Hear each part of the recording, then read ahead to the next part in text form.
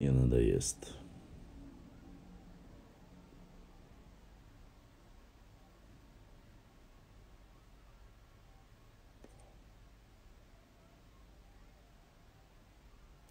Мухаммад Вейцерха. Нет, не Мухаммад, Ибрахим. Ибрахим. Он вчера был в эфире, но сегодня он заходит обычно, чуть позже, но заходит. Как он зайдет, да, я дам знать тебя. Ибрахим. В Чечне, оказывается, живут персы. Не знаю, не встречал, честно сказать. Врать не буду, за всю жизнь, где я только не был здесь у нас на родине, я не встречал. Ибрагим Нохчу Элони Сунаэтря. Ты про Ахки именно имел в виду Гарш, Нирш, да, он про это хорошо знает.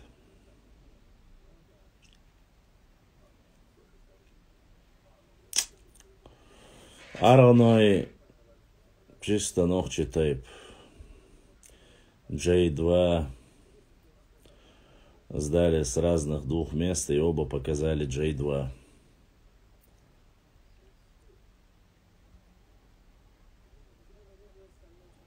Мама и хумш моя здесь. Соня хуетита. Атор нахти шербац. Турко тайп нохчи бу. Нашхар хабюла бу туркел ошол шметир.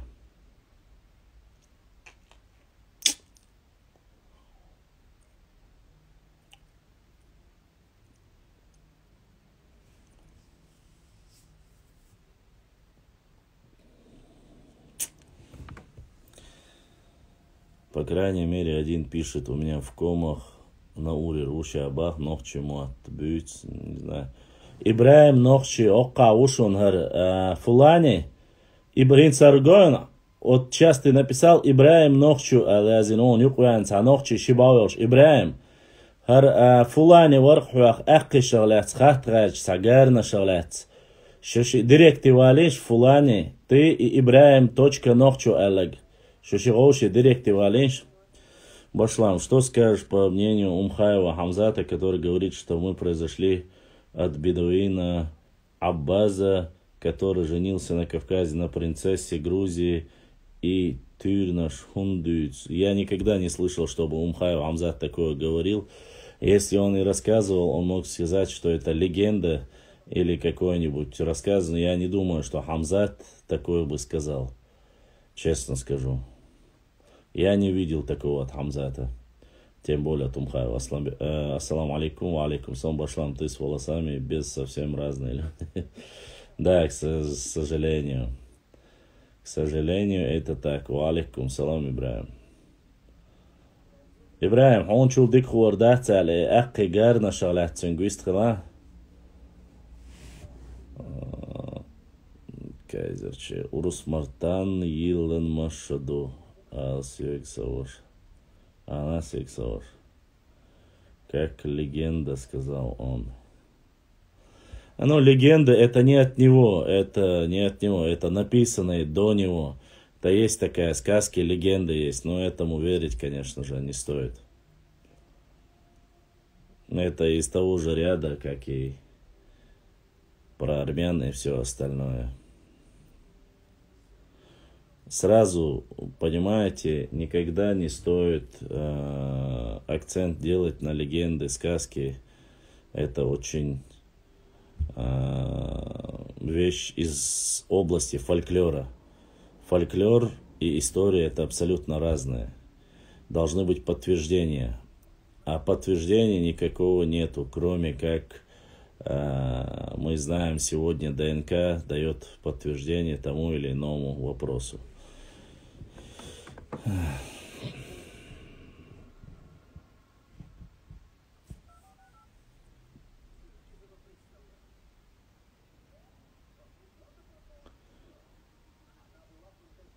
Райбек 78. Бачу юрт мебель. Подписчик щука, дукка, мебель, шиящий, неа, шиящий, вежрибу. Возможность отчи, сеньорах, заказать и есть мясо, мебель, шняш. Фулане, поверь мне, там такие же есть сказки и намного хуже. Они эти сказки рассказывали, но когда есть такие же предания, там, которые описывают их ученые, это фольклор, это сказки, не больше, не имеющие подтверждения. Поэтому это чушь полнейшая. Не обращайте внимания на чушь. Видел видео, где человек такой нормальный, возрастной человек говорит, типа, вне зависимости от расы, национальности, религии, каждый человек должен стать... Да, видел я это видео, у меня есть.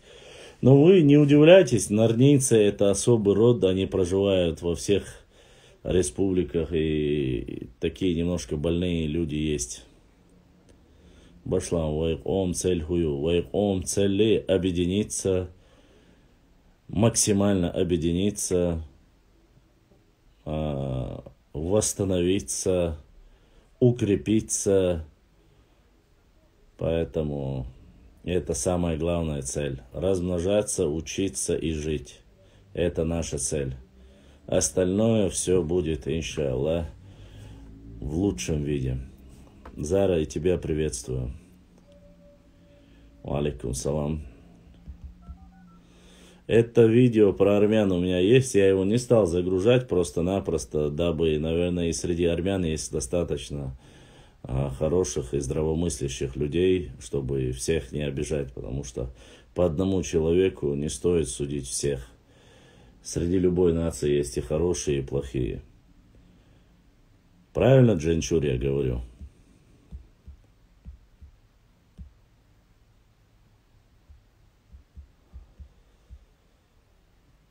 Ва алейкум салам.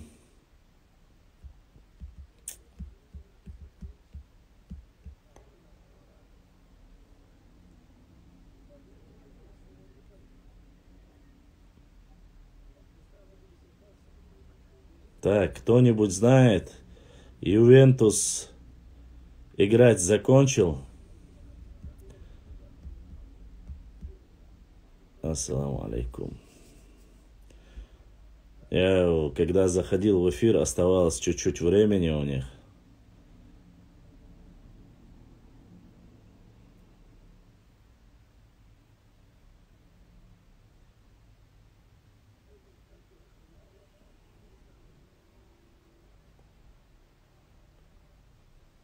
Ювентус домой давно еще. Не понял я вопроса. Рамзан, Чакьяле закончилось?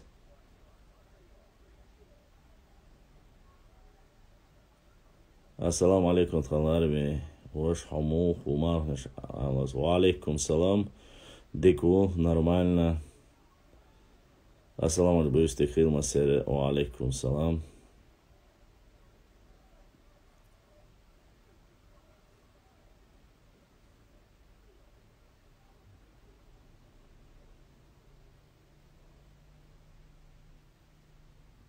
Алейкум салам ва рахматуллах. Чакьяле выиграли они, да? Ювентус и Локко. Все, значит, я победил, Дион.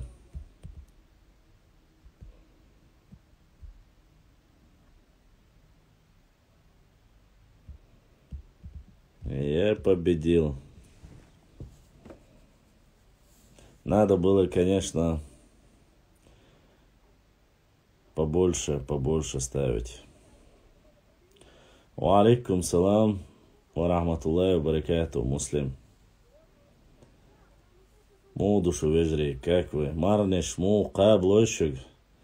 Я сегодня выехал с другом, поехал на футбол. И честно скажу, Марнеш, что авиз мяцон. Ва алейкум салам, чечену. Ва алейкум ассалам.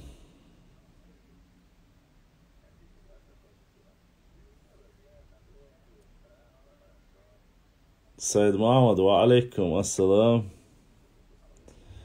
Саид Мухаммад, вчера Бек о тебе переживал. Башлам, Волар Юлош, Инбохар, имени не имеет никакой почвы.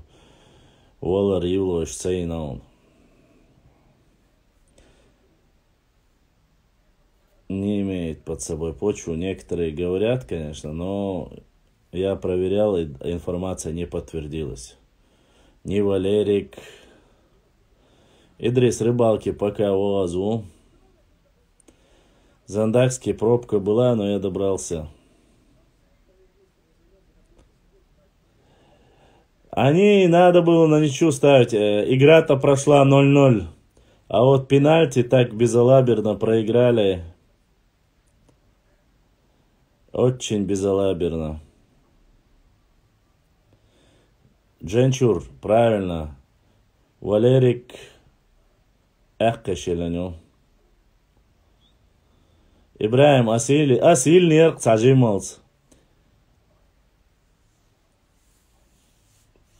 Ее все, я кумая, я немножко поставил и проиграл.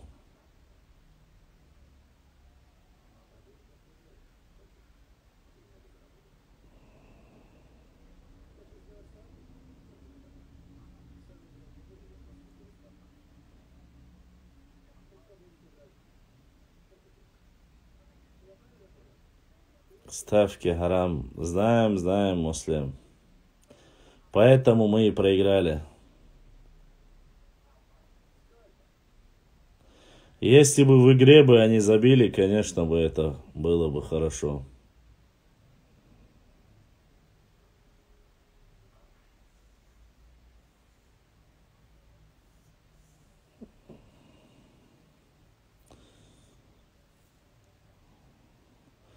Саид Мухаммад, Осялан, Хуяч, Бекхан, Вархч, переживать даже.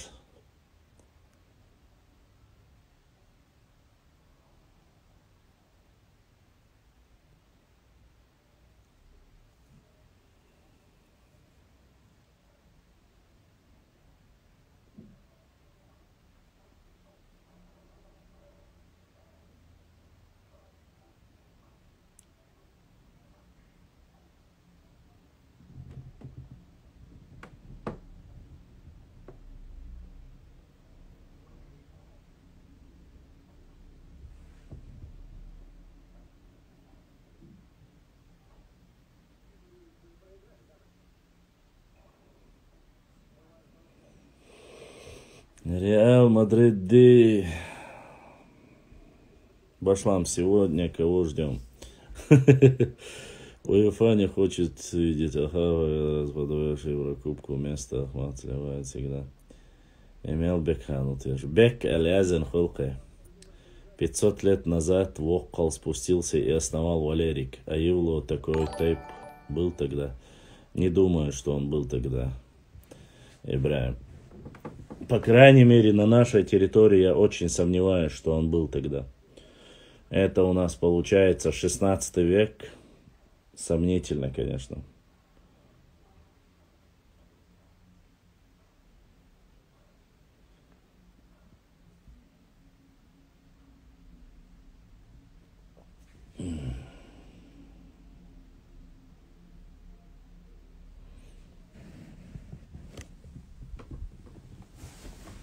Позишн поменяем.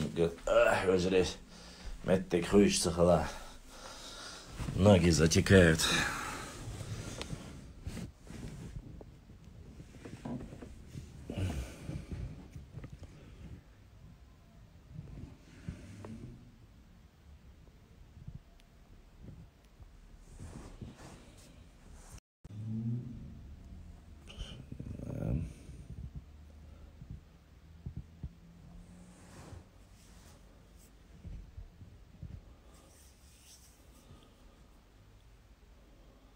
Башлам, во время нашей войны с Российской империей османы нам помогали? Нет, не помогали.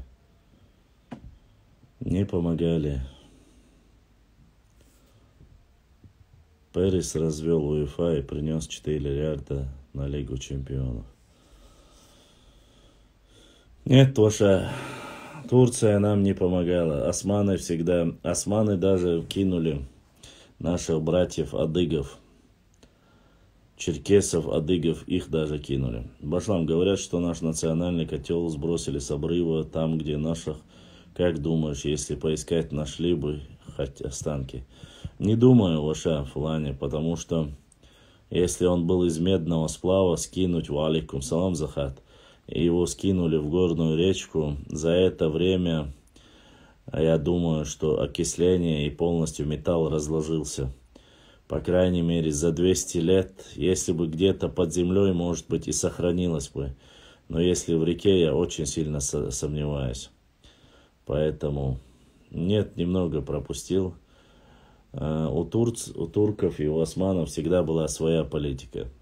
Их, конечно, не стоит в этом обвинять, но у них свои национальные интересы. И если представители Кавказа этого не поймут, единственно в одном случае, если я не ошибаюсь, турки поддержали, это когда была создана Горская республика.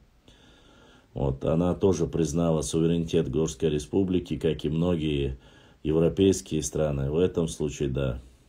А в других случаях, чтобы они поддерживали, я не слышал. Ассаламу алейкум. Башлам герб Третьего рейха цханна останохчи герб юбош хизу ашуксу герб хилли. Нет, это нохчи яцы, это древний петроглиф, который принадлежит древним народам, и говорить, что он принадлежит нам, только это, конечно же, нельзя. Немцы его немножко переделали, как вы знаете, а так он не принадлежит нам. Этому самому петроглифу почти что от 3,5 до 5000 лет. Поэтому у кого он только не был. Давайте я вам покажу. Посмотрите, чтобы вы знали об этом. У меня никак руки не доходят, чтобы об этом написать. Вот скоро, да, как-нибудь напишу, как доберусь до него. Сейчас я вам покажу.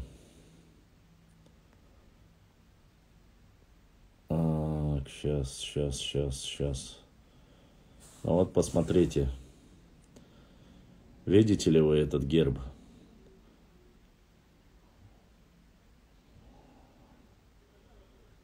Чтобы вы понимали, что он принадлежал не только нам, что он принадлежит, это древний символ, который принадлежал разным народам, разным культурам. Если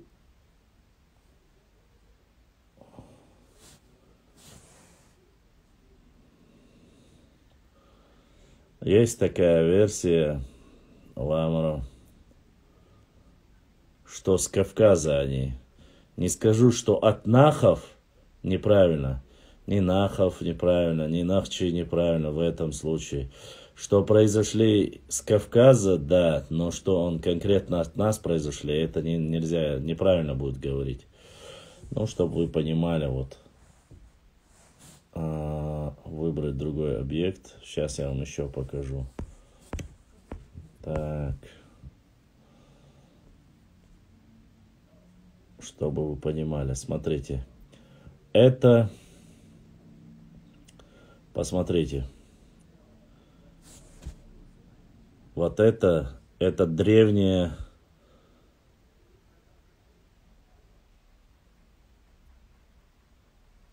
абсолютно верно, Захат. Вот это, чтобы вы знали, древняя Греция, это до того даже, до нашей эры, использовали вот этот, чтобы вы понимали, этот символ. Это древняя Греция. Сейчас я вам еще покажу. Чтобы было понятно. Ага.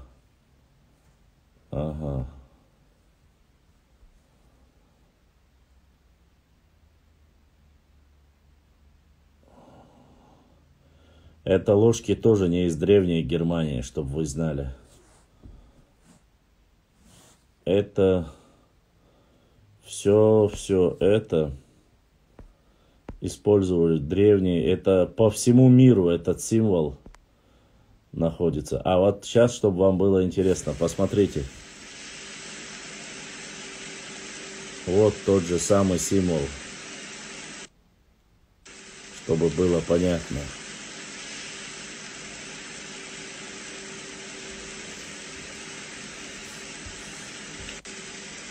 Это считается...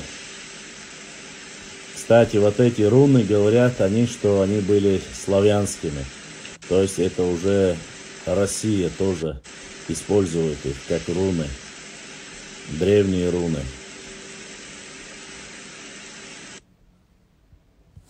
А вот этот знак использовали древние индейцы Северной Америки, которые на грани вымирания.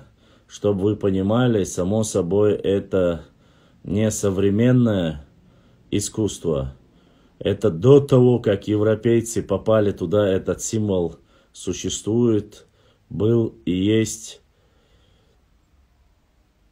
чтобы вы знали. Вот так что вот эти символы... Нет, Гитлер скрываться.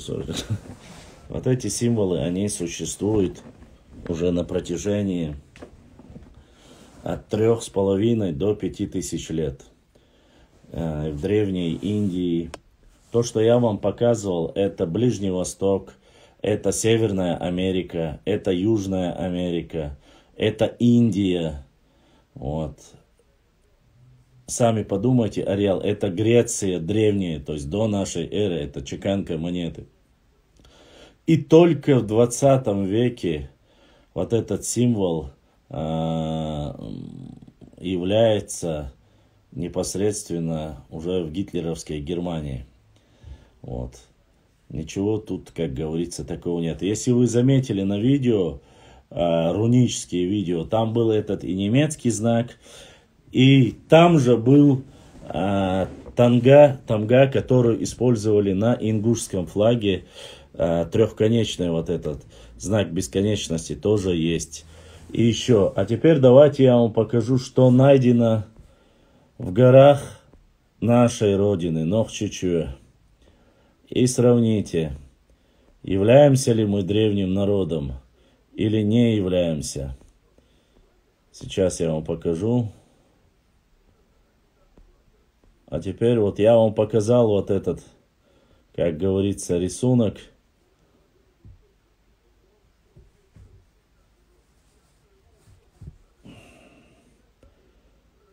Вот один из рисунков. Видите сверху в углу, в правом левом углу. Сейчас я вам покажу еще одну.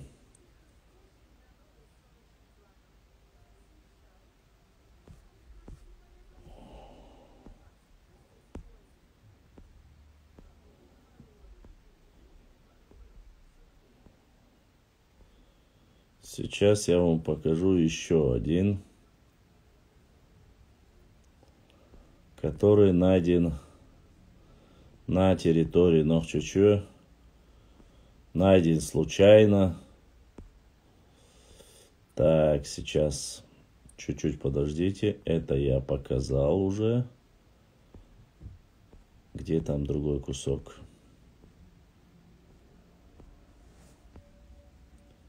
Сейчас я вам покажу. Посмотрите. А вот и еще один, найденный на территории Нохчичуэ.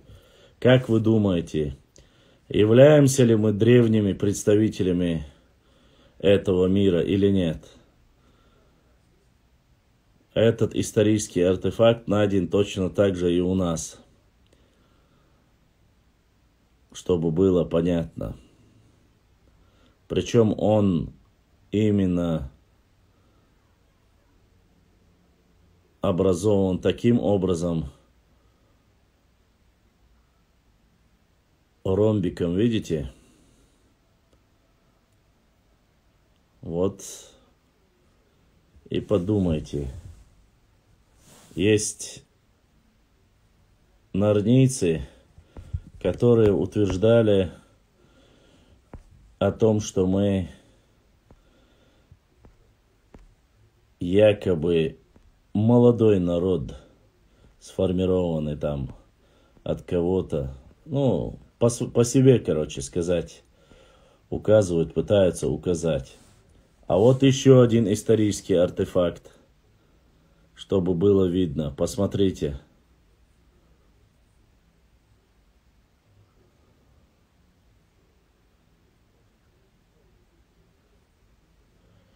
Чтобы было понятно.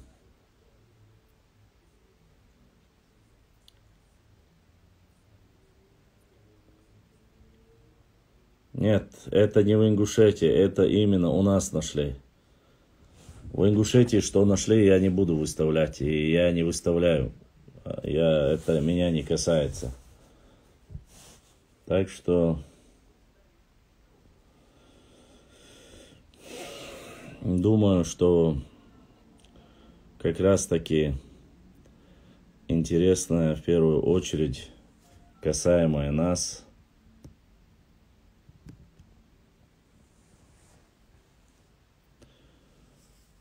Я непосредственно покажу вам. А что касается там других,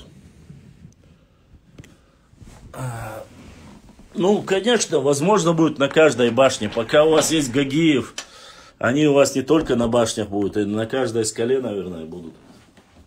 Вроде бы он занимается.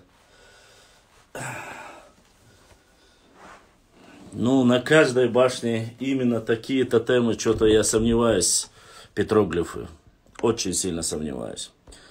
Вашлам, как бы мы смогли убрать из нашего языка слова кумыкские? Слышал, что они в нашем языке 20%. Неправда. 20% нету, но их потихоньку убирают. О, Нарнеец пришел. Ах, сегодня будет весело. Нет. Ты говоришь, на каждой башне, я тебе говорю, на каждой башне их нету. Это неправда. Поэтому сейчас мы нарнийцев послушаем немножко, посмотрим, что там они, как они будут плакать.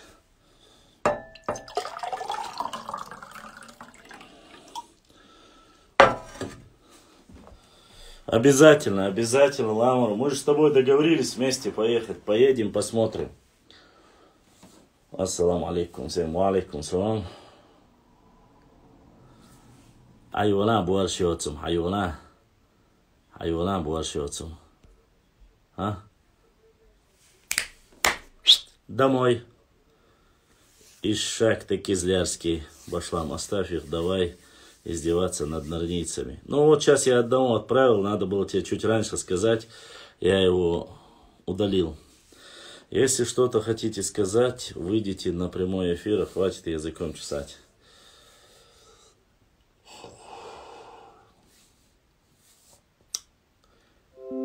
Я сейчас попкорн принесу, а?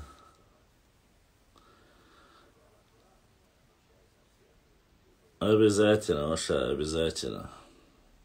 Вот тогда мне будет, Ламро, тогда мне будет проще сказать. Я сам видел, и я это подтвержу. А пока не видел, не знаю. Фотографии, где хотя бы фотографии. У нас на башнях почти везде они есть. Поэтому я могу еще что-то сказать. А так, на чужих башнях я их не видел. Именно вот такие. Адро Германия. L3, J2, J1. Джаарш, яциш. Это не кресты. Это петроглифы, обозначающие вечность. Да. Конечно.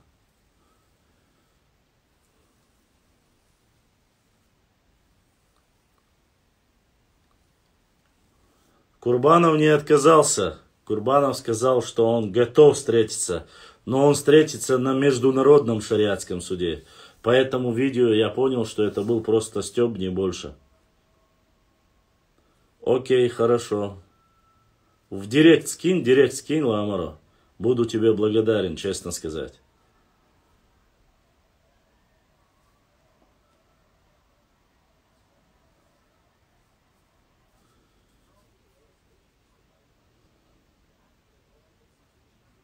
Правильно, абсолютно верно. Не только римляне. Кресты были в Древнем Египте. وبوشوت حياتنا قصاوزة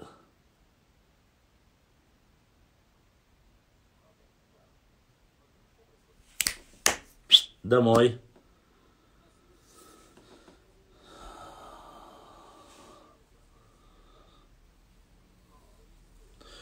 Не, я не буду оскорблять ни его, никого, но по этому разговору я то, что слышал, это в первую очередь то, что он говорит о международном шариатском суде, он говорит.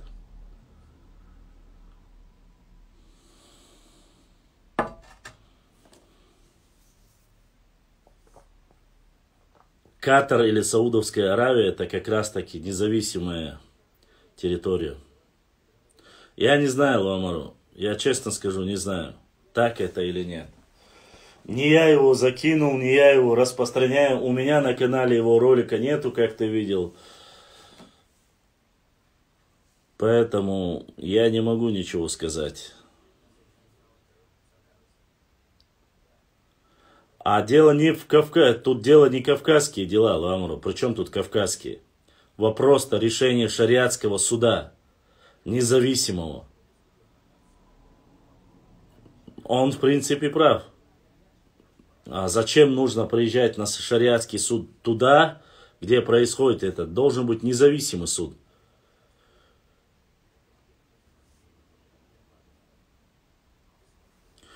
И кого он там чморит, я не знаю, Ламару. Я не хочу обсуждать его. Если бы он был в эфире, я бы с ним поговорил. Если его в эфире нету, давай за спиной не будем обсуждать. Тем более в месяц Рамадан он столько много хорошего, почти что 90% хорошего говорил про ингушей. Я не хочу ничего плохого говорить. Я не видел в его словах ни оскорблений, ни унижений. Вот, поэтому... Отказа я не увидел, он как раз таки говорит, если хотите, первый вариант, давайте на федеральном уровне, на Первом канале обсудим это. И второе, по решению по шариатскому суду, он сказал, что давайте там в Катаре или Саудовской Аравии. Мейкил или Мекл? Мейкил. Честно сказать, Мекл. Даже не знаю, Захат.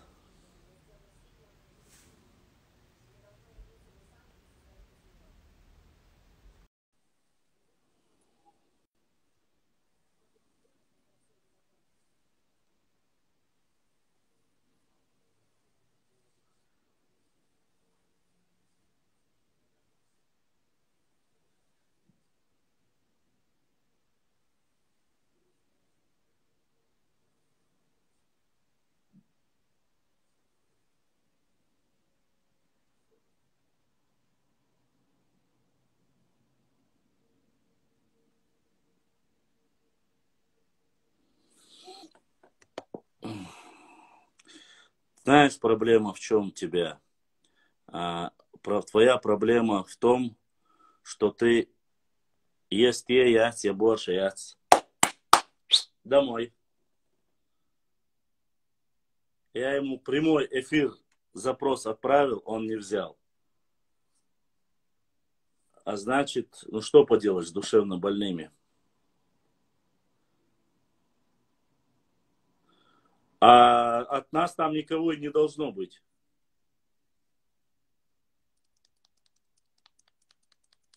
От нас там никого и не должно быть. Шариатский суд вызывает Курбанова, а не нас.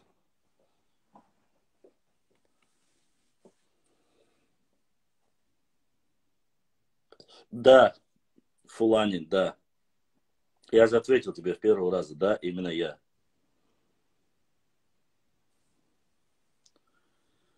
Нарнийцы, которые живут в сказочном мире, выдумывают сказки, рассказывают небылицы, создают фантастические каких-то персонажей, ну, там, без головы или третье, десятое, я не знаю, буйволы и так далее и тому подобное.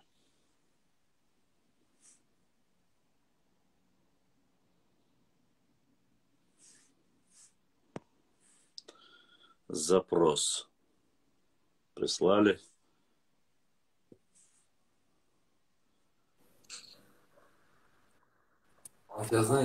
Салам алейкум. Алейкум салам ва рахматуллахи ва баракатуху. Тебе Слушаю тебя, брат. Что ты хотел? Слышите? А че не... Нормально надо. Ты спросить что-то хотел? Не-не-не. Нечаянно отправил?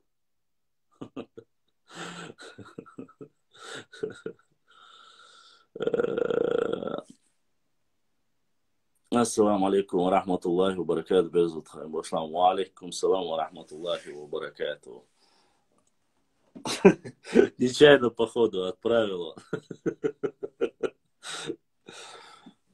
Что поделаешь?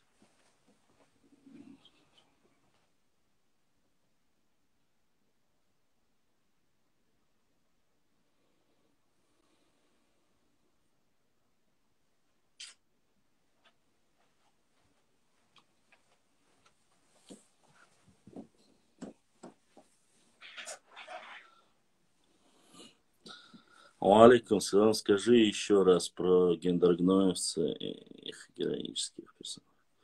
Я про тейпы вообще не говорю в основном. Я на вопросы ишаков не отвечаю. Домой. Так, пока пошла нет, я тут главный. Ай. Чтобы на вопрос... Да, Лакиц он был. Лакца сила 2021 там было написано.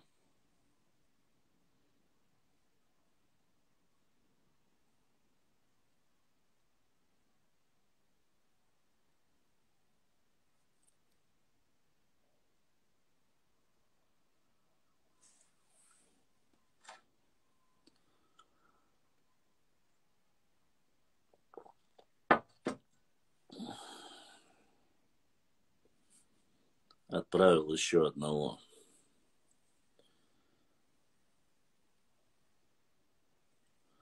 Ну что ты будешь говорить с ними? Я его в эфир позвал, он не зашел. Это бедная женщина.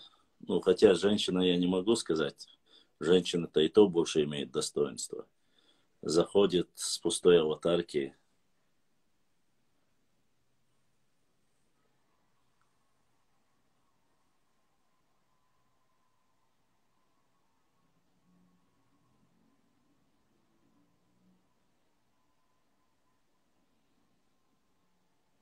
Ва алейкум салам ва рахматуллахи ва баракатуху.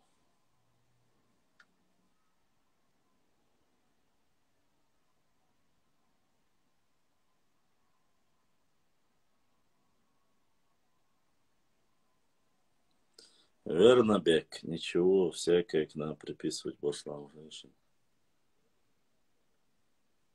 Понял, Джузи. Я же потом исправился, сказал, женщина больше имеет.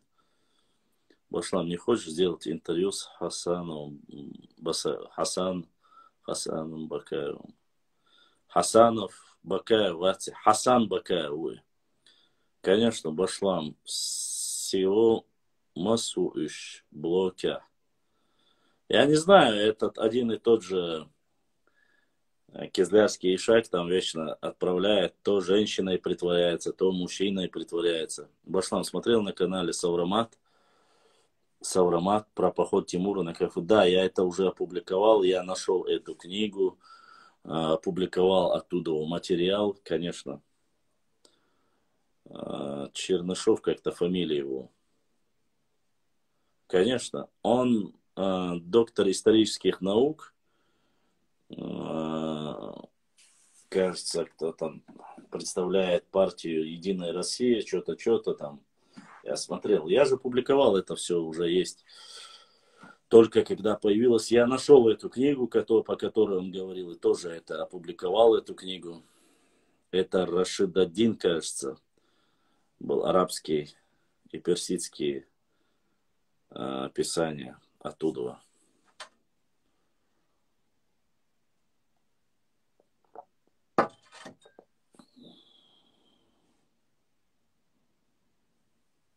Поэтому...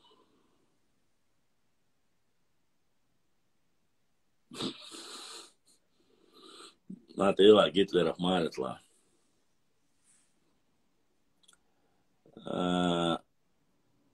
Дела بورشة قال يا معي ووتم خارسون وبيش مرخبة تاع الله دالا عود الكويرتن مارشال دويل домой. Ламару, про справедливость мне лучше не рассказывай. Ты где был, когда я вчера блокировал? То же самое. Просто из-за названия я блокировал. Так что не надо мне говорить про справедливость. Я знаю прекрасно, кого справедливо, кого несправедливо. Я блокирую всех, кто начинает чересчур нести чушь. Это старая советская книга. У меня есть пост «Золотая Орда», кажется, называется книга.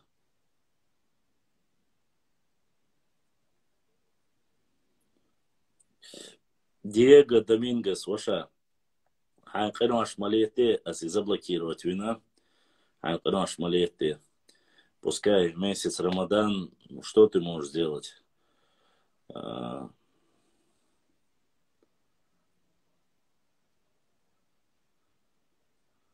Что им сделаешь?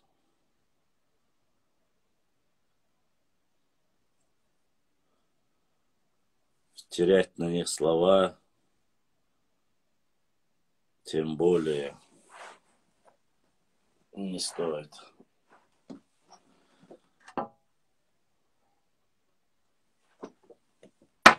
Но сами подумайте, какой нормальный, достойный мужчина будет прикидываться женщиной. Он прикидывается женщиной, он прикидывается в мужском обличии, он прикидывается, потом ему интересный, он начинает про донаты писать, потом про это, про другое. Ну, человек, видать, психическим расстройством, что тут поделаешь. Я терять на него время не собираюсь. Сейчас он уж с того женщиной притворяться, цади дать. Почему они меня не видят? Кто они? Ламару. Против Суперлиги. Какой лиги?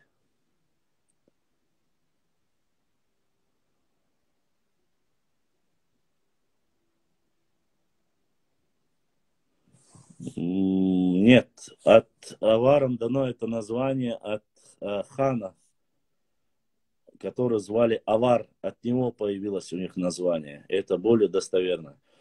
Но некоторые из их историков пытаются приписать тех самых аваров, монгольская, которые относятся к монгольской расе. Ну, я, честно сказать, залазить в их историю не хочу. Но появилось название, говорят, что от Нуцалхана Авара. Его звали Авар, из-за этого они называются аварцы. Аварцы и авары – это разные два народа вообще. Прошу не путать. Божий дар с яичницей, как говорится. Так, Черхо, все подписчики твои. Не знаю. Я тебя вижу. Если бы я тебя заблокировал, тебя бы никто не видел. Башлам, интересно, во время какой династии разработан твой прием пальцевого захвата УСЮ и блокирование доброжелателей? Это династия Цинь. Походу давно этот пост был, что-то пролистал, не нашел. Если не сложно будет, скинь потом. Конечно. Давно был захват. Это видео еще в прошлом году появилось. Только как оно появилось в интернете, я его сразу же опубликовал. к нему текст написал, потом нашел его книгу по его рассказу непосредственно. А там это старые книги, это старая книга, оно в нескольких томах, поэтому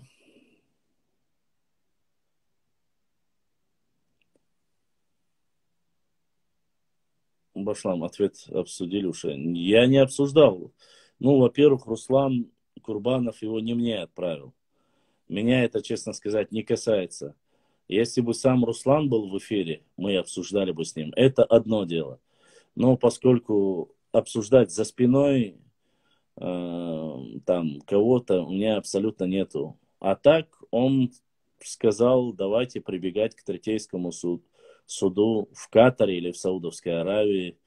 Что касается обсуждения истории, он хочет, говорит, давайте приглашаю в Москву, там перед всеми, само собой, историками соберут разных историков и там будут обсуждать. Сюили с хирями хотят вражды наши, не забывайте. Хирим цаасу, но сюили частично хотят, согласен с тобой, Ламро. Хири хотят ли, не хотят ли, вот этого, я не знаю. Они как-то... Брат, панкисер, брат, чувак, вариант яц, вистхил и на вас. Османе, ну, когда он зайдет, отправит запрос, то и примем. Я еще раз повторяюсь, я никогда ни за кем не хожу, никого не прошу. Кто хочет, приходит в эфир, отправляет запрос, и мы, конечно же, вот, как говорится, на каком-то канале его фото было вроде самурая.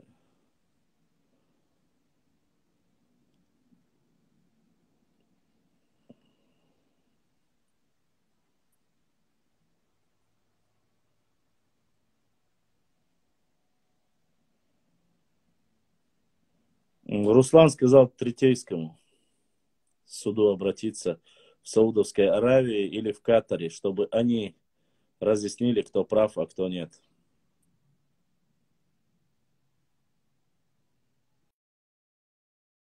Про танцы у меня не спрашивайте, Везри. Тут разная информация. Тут разная информация. У нас своя, у них своя.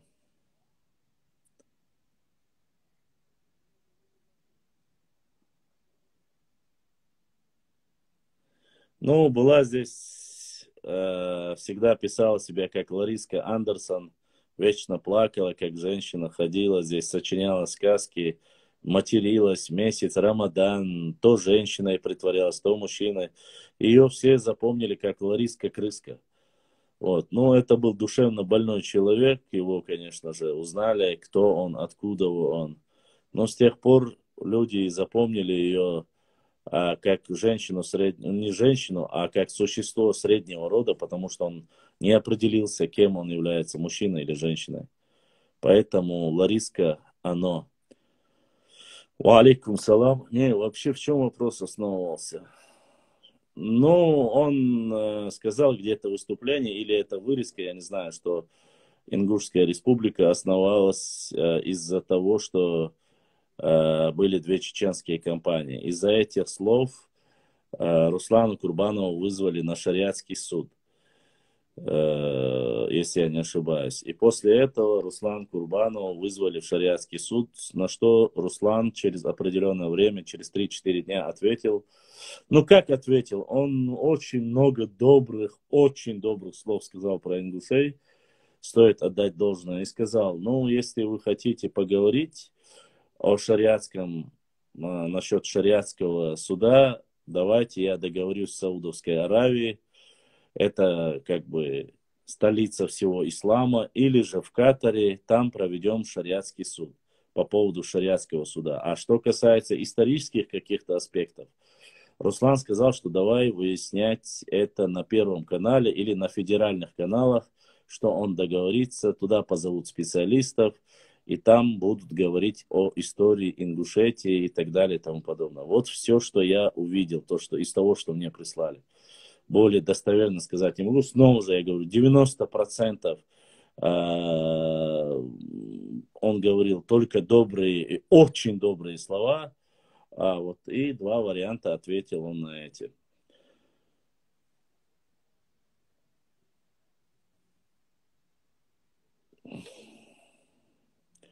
Да, авары это монголоидная раса, прошу не путать. Мы относимся к кавказианской расе. Европеоидная она называется, кавказианская она называется. Правильно, более древнее название это кавказианская, но сейчас ее называют европеоидная. В России называют. Поэтому призыву, конечно же, в первую очередь говорить, что авары это кавказианская раса, нет. Монгол, он и проживет хоть 200 лет на Кавказе, он останется монголом. Башлам, ассалам алейкум, бюстик хуйл. Я где-то читал, что Румыния, Калифорнии появился металлический монолит. Может, это как-то связано с нашей историей, что скажешь? Есть у меня это видео насчет Америки, есть, по крайней мере. Что это относится к нам, я не думаю. Абсолютно не уверен в этом. Честно скажу. Ну, как говорится, факт, это очень интересно. Я скоро загружу это видео, оно у меня есть, там уже посмотрите, сколько можно этого Курбанова обсуждать, то, что, валлахи, Адам, я этого не обсуждал, люди задают вопросы, я только отвечаю, я вас прошу на меня не обижаться, вы сами задаете вопросы, я отвечаю только на вопросы, ни больше, ни меньше.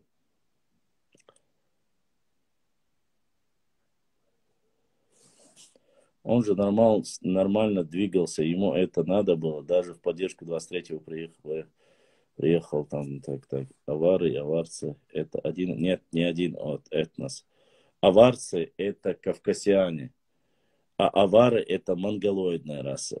Просто у аваров история более древняя. Башлан Курбанов сделал так, чтобы он отошел от ответа, не слишком важный вопрос, чтобы в Катаре или в федеральном канале Башлам он это знает. Я не знаю вообще, Ламру. Я считаю, что мне этот вопрос задавать не нужно. Честно скажу. Мне этот вопрос задавать не нужно. Если хотят поговорить об этом, если бы Руслан там пришел бы в эфир и сказал, давайте обсудим, это было понятно. Руслан со мной его не обсуждал. Мне это видео просто скинули, я его посмотрел. Мое мнение по этому вопросу, если кто-то спрашивает, я могу сказать. Если не спрашивают, то мне и нечего это обсуждать. Я не собираюсь лишний раз кому-то делать пиар. Мне интересно другое. Вроде бы был призыв, везде раскидывали, что на 21 число, чтобы собрали тех, кто будет выходить там со спорным вопросом по границе. С 21 числа должен был закончиться вопрос по границе, кто кинет там, грубо говоря, встречу с Даудовым на нейтральной территории. Вот они собрались или нет, это для меня было бы интереснее, чем Курбанову обсуждать.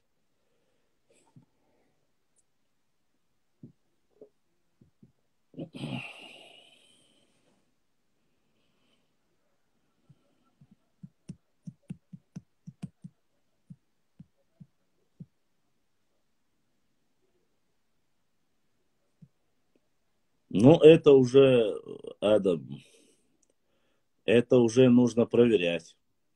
Если те, кто его призывал к шариатскому суду, согласится, и если Руслана никто не пригласит ни в Катар, ни в Саудовскую Аравию, тогда его можно упрекать. А пока упрекать его не стоит.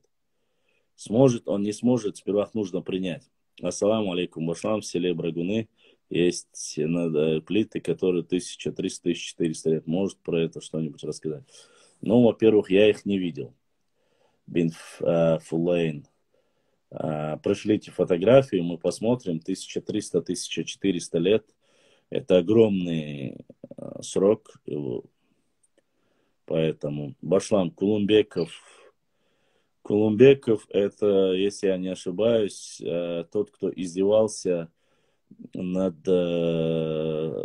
сестрами наших братьев, если я не ошибаюсь, как во время конфликта, ингушско-осетинского конфликта. если я не ошибаюсь. Я точно не знаю, поэтому. Вроде бы его фамилия была Кулумбеков. Точно, как бы не понял. Башлам слышал, что ламбы вышли из Колхиды, а Нашмаховицы, Чеберлой из Кавказской. Нет, думаю, что это полнейшая чушь. Кавказской Албании то, что помогали, есть такая тема. Но, честно сказать, если мы считаем место селения Нуха, где проживало, считается, что село было пророка Нуха, алейхиссалам, если только вот такими масштабами можно говорить об этом, то да. Но в то время, когда был пророк Нуха там или проживал, до еще Кавказской Албании, само собой, он там проживал. Если сравнивать, то никаких колхид и всего остального нету. По тому же нашему брату, который учился в Тель-Ави, историческом факультете Тель-Ави, или я правильно могу ошибиться, он рассказывал, что точно так же потомками Ноя себя считают и грузины. И точно так же говорил об этом Имар, автохтонные народы, что являются потомками Иофета, сына Ноя. Тогда, если они являются потомками Ноя, грузины я имею в виду, таким же образом потомками Ноя являются и Нохчи, что одни позже пришли, другие раньше пришли, такого нету. Но Мравелли писал об перемещении в сторону, в первую очередь, переселению в сторону Грузии. Сперва нынешнего Азербайджана, оттуда в Грузию, я такого не слышал. Хотя, Аллаху алам. Это не те албанцы, чтобы вы знали. Это не сравнивайте этих албанцев, которые проживают в Европе. Это не те албанцы. Мы говорим про Кавказскую Албанию, древнюю Албанию. А те албанцы, это совсем другое. Поймите то, что в России поднимется паника, привести шариатский суд в России религия и государство разделены. Абсолютно согласен, это может, конечно, уж слишком часто начали заявлять об этом.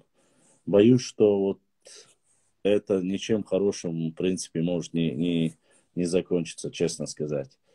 Хорошим я имею в виду, ну, обычно во время Кавказской войны об этом много говорили. Башлам. Проверена ли информация, что Чермоев, сын и отец состояли в масонской ложе, и что одна ложа у них была в Чечне?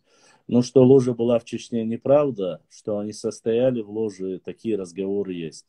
Ну, это разговоры. Эти же разговоры говорят, что и Руслан Аушев тоже состоял в масонской ложе. Но это вот всемирный заговор, масонская ложа, это очень такое, знаешь, немножко в это верить, конечно, не каждый может в это верить.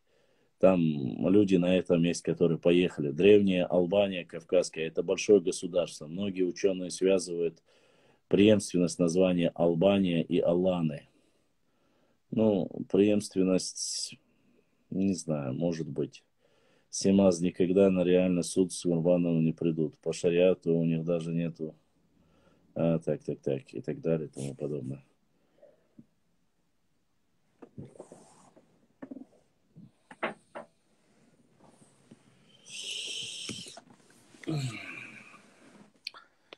Так, Башлам, у тебя какой телефон? Бек, братан, если ты мне хочешь купить телефон, я тебе скажу какой. А так у меня телефон очень быстро, к сожалению, ваша накрывается. Ему уже 3 года, 3-й год пошел. У меня iPhone. Я использую только айфоны. Андроидам я не доверяю. Андроиды у меня взламывали несколько раз. Айфоном никогда у меня не было проблем. Ни со взломом, ни с чем. Поэтому я доверяю только яблоку. Только компании Apple. Для этого мне никто за рекламу не платил, ничего не делал. Но iOS-овская программа самая лучшая для меня. Если бы у них еще и батарейка была бы чуть-чуть сильная, то цены бы ему не было. У Демирханова есть статья про Албанию и Аланию. Свежая? Дженчур, свежая?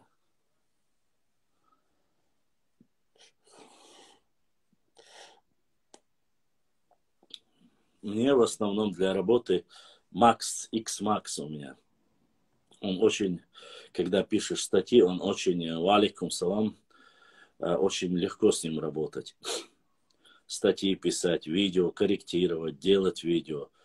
С маленьким телефоном это намного сложнее. А вот с Максом я очень хорошо работаю. Но Асунбях забил здесь почти что 5000 роликов, как я вам говорил. Там и 5 дала, 5 с лишним дала. И почти что 6-7 тысяч фотографий. Поэтому все их обрабатывать, просматривать, делать, убирать. Это очень много работы. Башлам, халк сюлиш миччул ла дахкин дуйби ин ла дахкин бах. Ну вот этот рассказ, они разные, конечно же, рассказывают разные вещи. Латта говорят кто-то, что это про Ансалту. Некоторые говорят, что это про казиной Ам, рядом с казиным Амом. И вот по каждому, вот особенно с той стороне, с восточной стороне, этот разговор и этот случай очень сильно обсуждается. Что засыпали обувь, землю и поклялись, что они стоят на своей земле. Дойкарбин Ош. Но о какой местности точно, я просто слышал о 3-4 версиях, поэтому сказать одновременно я не могу. А в идеале купить одновременно телефон и планшет от Яблок. А в идеале.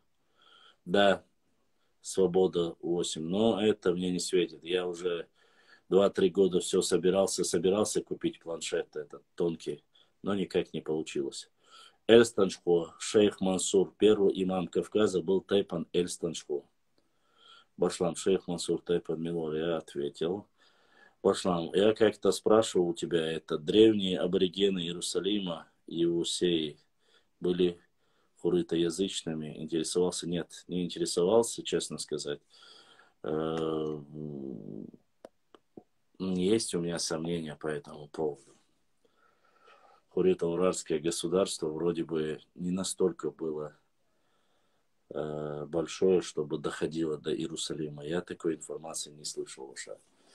Врать не буду, если бы слышал, то да. Я интересовался по определенному, как говорится, Бяхмабилаш, по адитам, вот эти великанам. Так, ура, победа. Так, все поделаешь.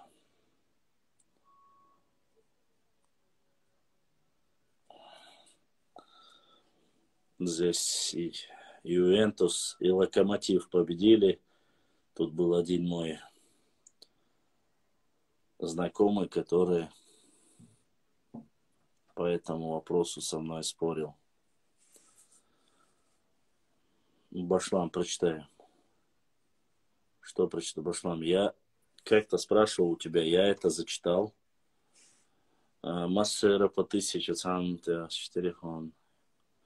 Пагал Берри, ваша. Это из ряда, как говорится, во-первых, у них возможность сейчас.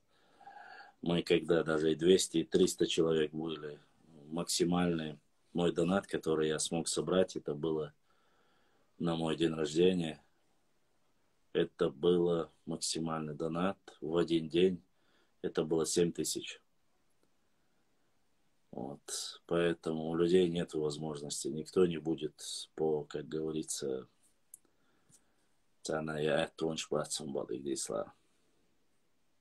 я понимаю, поэтому пока он пашет, мы будем работать. Как он только накроется, то тогда уже остановимся на этом.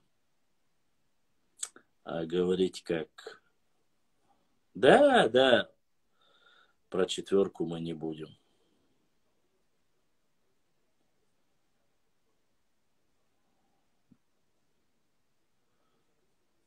Вот гордолинцы это как раз таки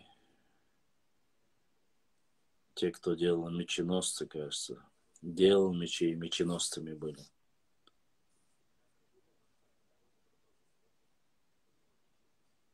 Башлам, за раз 700 тысяч дилен. Бахар. Не-не-не, это не так, братан. Мне вчера не понравилось, что ты кичишься тем, что знаешь 22 отцов своих. Я хочу тебе уделить, назвав больше. Сайк Боми Ачворсам, алейкум салам.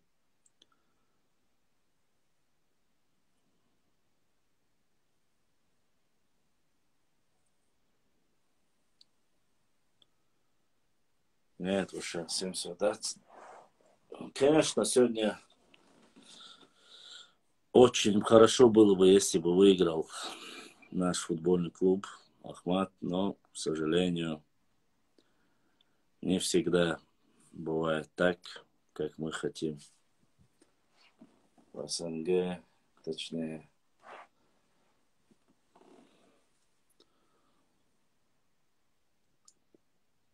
Сайд Мухаммад, удочки ашбиния, удочки ашбиния.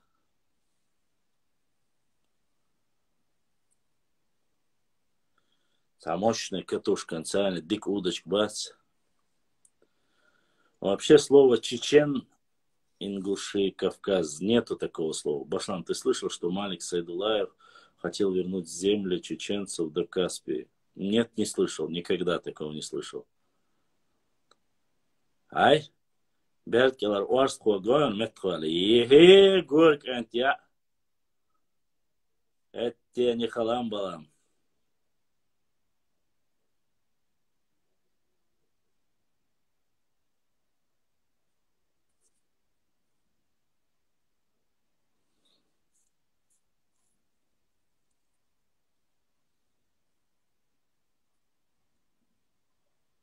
Кич Бубая.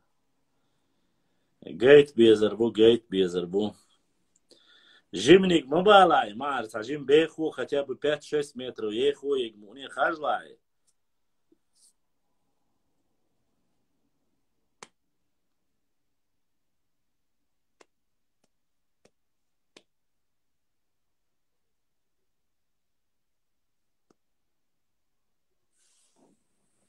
Мне один местный мужик рассказывал, что по ТВ видел выступление Садулаева.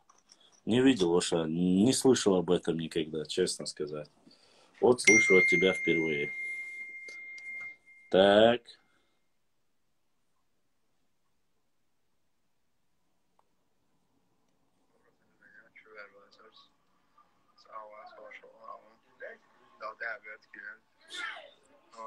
Это что, мне?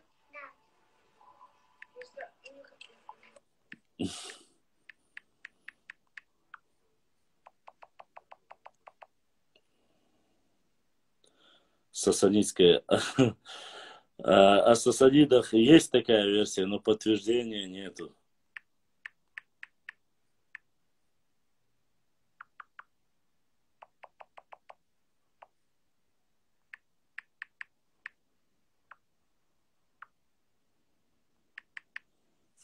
Подождите, сейчас.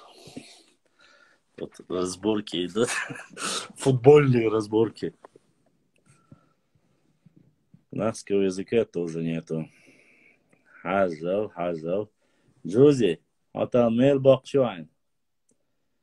Все, сестренка, вижу. Говорили, что есть вполне возможно, что там имеет родство, но доказательств нету. Если кто-то остался или сдать ДНК-тест, и ДНК-тест покажет какое-то сходство, только таким образом может доказать. Если бы мы не были бы мусульманами, можно было бы много вопросов закрыть. Допустим, по Ташу Хаджи можно было бы взять ДНК-тест, проверить его, и все.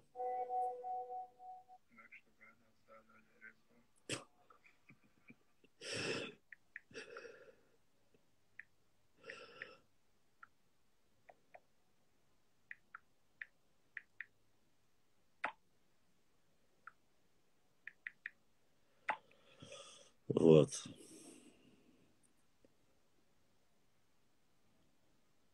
Машар Бивай. Согласен. Машар Бобиз.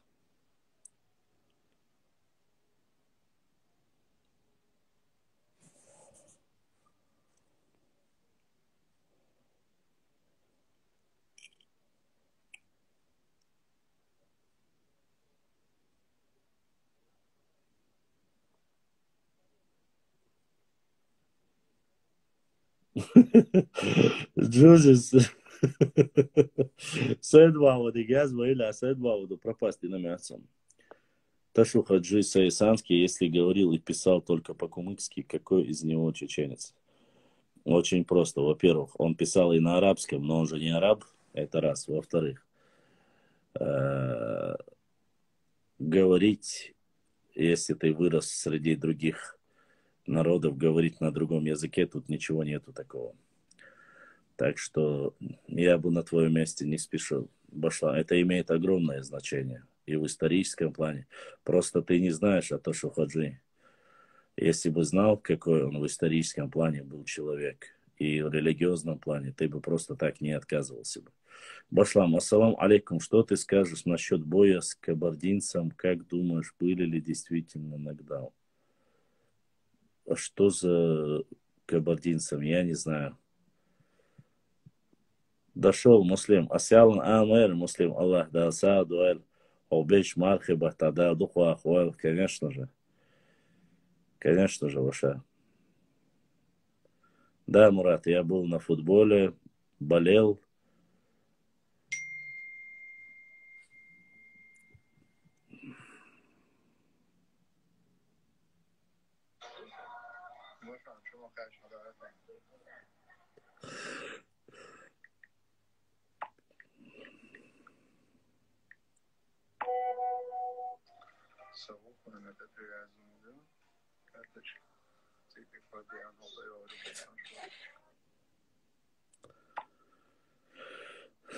Так, он не был кумыком. Дана татас вахадхигуи пошла. Сомневаюсь, очень Джузи. Он не был кумыком. Башлам, скажи ему, что слова чечен нету вообще, и только Аллах называет Нохчи-Нохчи. Это неправда. Нохчи называли не только Аллах. Само название Нохчи есть. Чечен название дали черкесы. Он говорит про сына. Я этого не знаю. Выжри, я не смотрел, чего не знаю.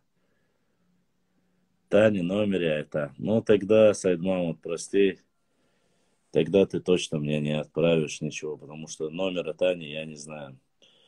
Башлам в своих религиозных книгах он писал всегда Ташу Аль-Хумук, то есть нет. Фулани, вот в этом-то и загвоздка. Люди, которые находились в этом обществе, мне сам один из потомков Шамиля, не Шамиля, имама Шамиля, а был у нас один религиозный деятель, Шамиль, фамилию я его, Каратаев, Шамиль Каратаев, верно, Чусов, потомков его, мне написал и сказал, именно люди, которые проживают в том или ином обществе, допустим, даже если он был чеченцем, проживая среди андийцев, он бы написал бы Ташухаджи Аль-Андийский. Это при общении, в каком обществе он живет, а не к какому обществу он относится. Этот миф уже давно закончился, так что можно об этом даже не обсуждать. Я не говорю, что он был чеченцем, я не говорю, что он был кумыком.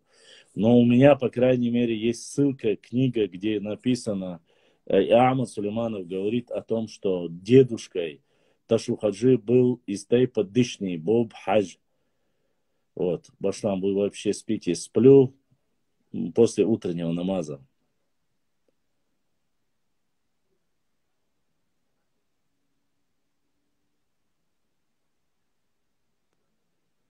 Так, büyüşte Хилдал Юзил, Саид Мухаммад. Дана Тассал Сюк, звонить Мадила. Джузи. Все, Джузи, я вижу тебя, сестренка. Гурвой.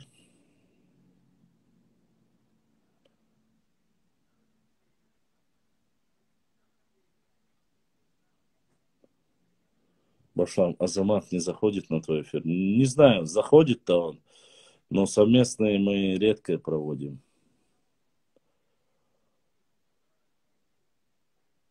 Аль-Чечени он не писал. Это только здесь в одном месте там указание есть то, что... А так есть якобы его висят, где он написал, что он или из Тейпа Цуантру. Некоторые говорят, что он из Тейпа Цуантру, некоторые говорят, что он из Тейпа Дышни. Но я не утверждаю ни того, ни другого. Имам Шамиль не был чеченцем. А кто говорит, что имам Шамиль был чеченцем? Я не говорил об этом. Никогда.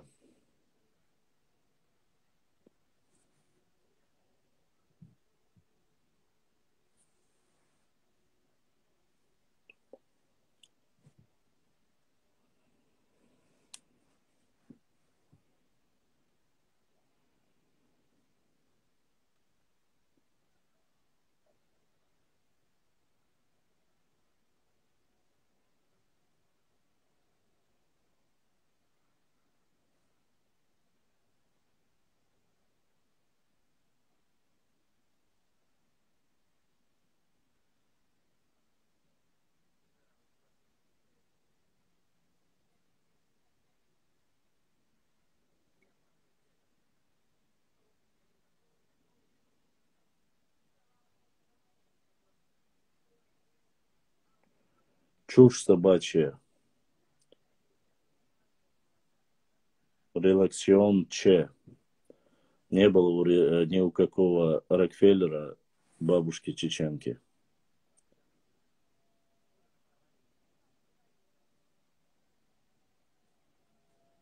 Да, на нарнийца очень сильно похож. Запашок нарнийский пошел. Запашок пошел нарнийский.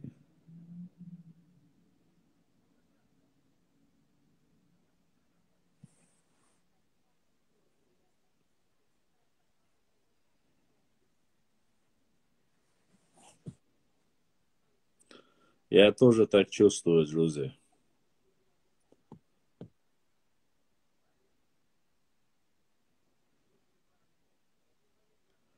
Джузи тоже чувствует за верстой их уже.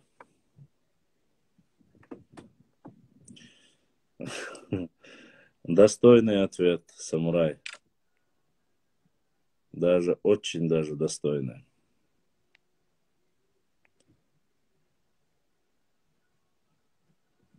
Пришло время. Пришло время, согласен.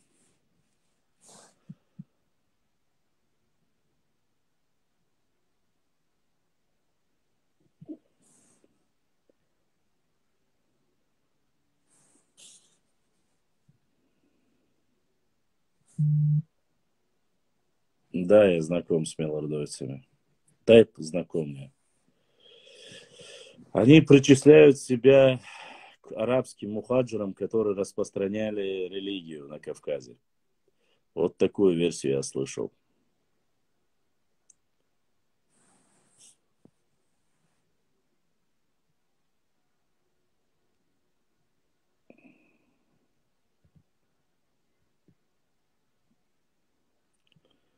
Гитлер кто был? Австрийцем был Гитлер.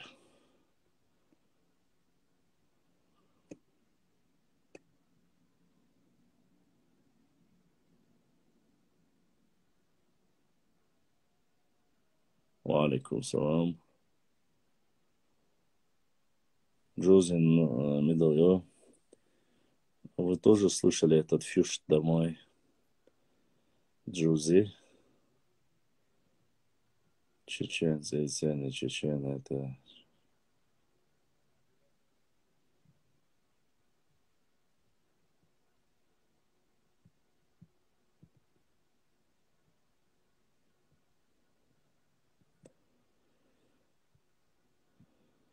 Так.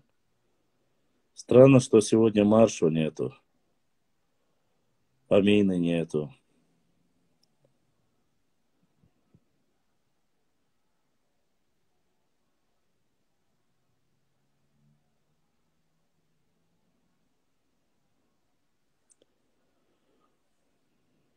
Так, что у нас? Дочи ДРС Хейл, а он Джузи на Шушина ДРС Хейл.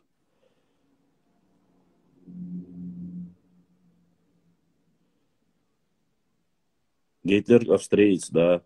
По происхождению он австриец. Только не надо вот сейчас про то, что он еврей и так далее и тому подобное. Башлам. Марат Эцие Эфир говорит, что он историк. Что за Марат? Не знаю никакого историка Марата. Галаев. 30 с хвостиком. С длинным хвостиком.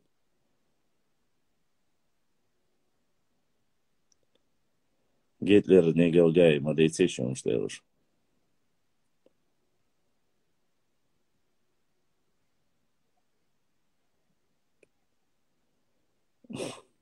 Я общался с ним. Я знаю, какой он историк.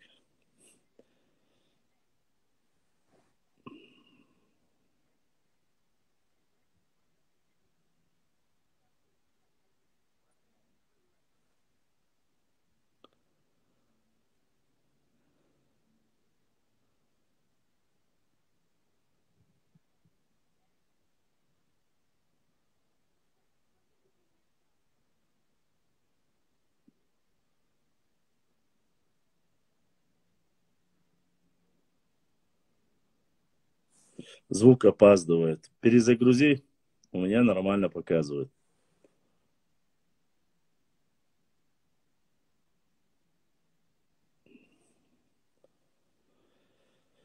С кем? С Гитлером. О, Гитлер догвя нашел. Нет, дочи не было сегодня. Ничего не было. Что-то вы сегодня прямо стали такими большими фанатами Гитлера. Башлам, темы нет сегодня. Тема разная сегодня.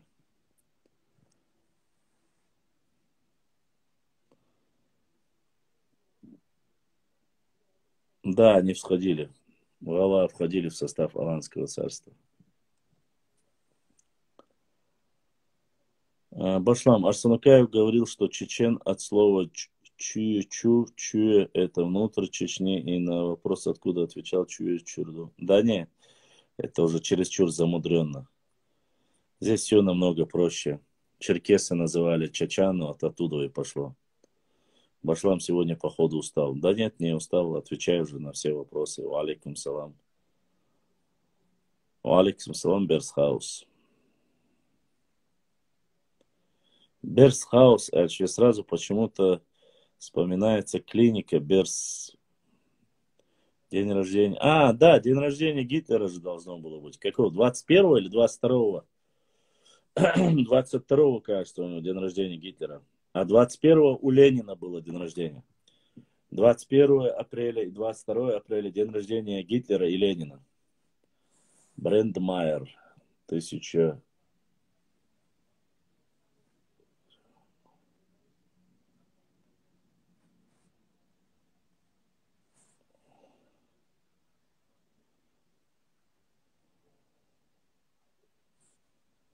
Архитектором он был и художником.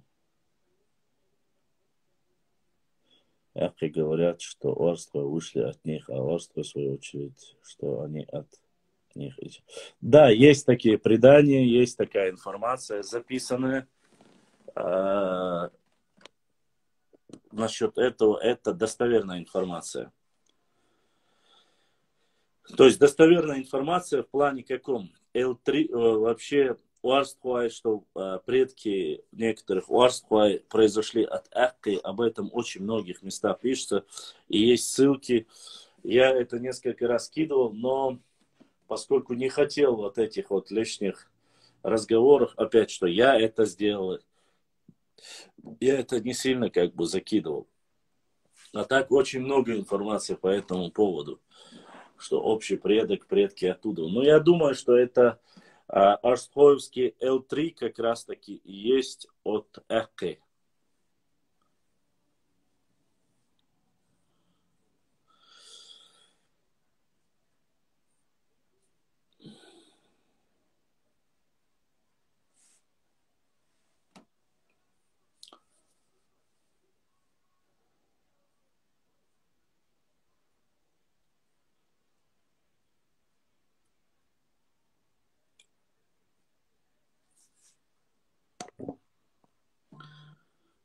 Ну, шизофреники и разные заболевания, конечно же, были у разных людей.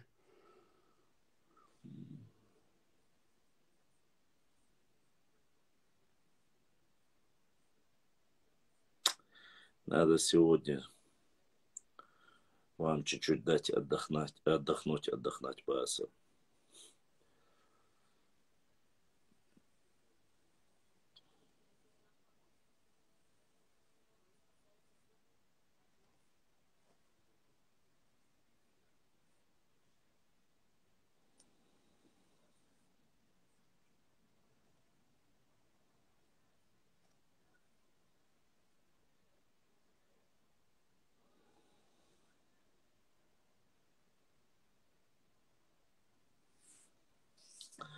Брэд Майер, не знаю.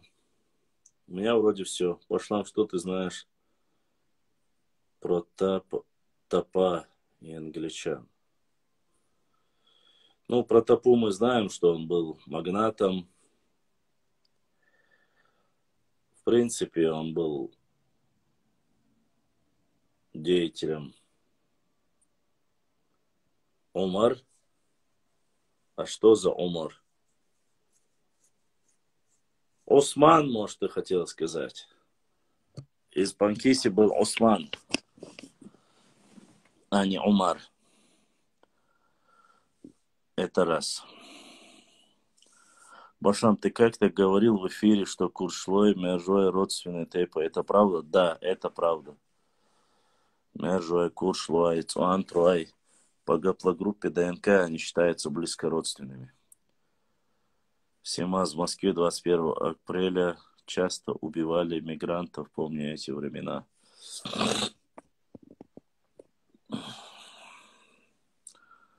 Так что...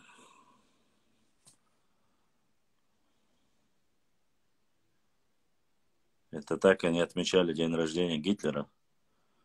Но он не в эфире, Джузи, как я его могу пригласить?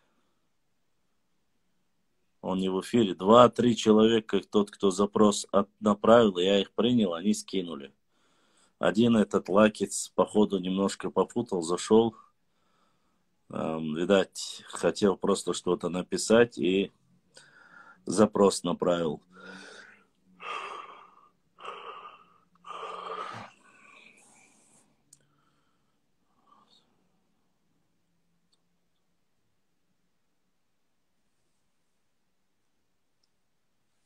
Надеюсь, вы не будете говорить, что Цуантрой это отдельная нация. Панки сервис дикка, твой алдол шуда, духуа хуайл, амин. Да, пошла в нюху, так отмечали. Неплохо. Абсолютно верно, Свобода. Абсолютно верно. Ну, про Топу Чермоеву я не сильно люблю говорить. Честно сказать, это были наместниками царской России. Были много награждены разными орденами. Не самыми лицеприятными для нашего народа, поэтому не сильно вот магнат. Потом, во время революции он сорвался, уехали во Францию. И говорят, что через определенное время в очень тяжелом положении были они, имеется в виду финансово. Не знаю, насколько это достоверно, но факт остается фактом.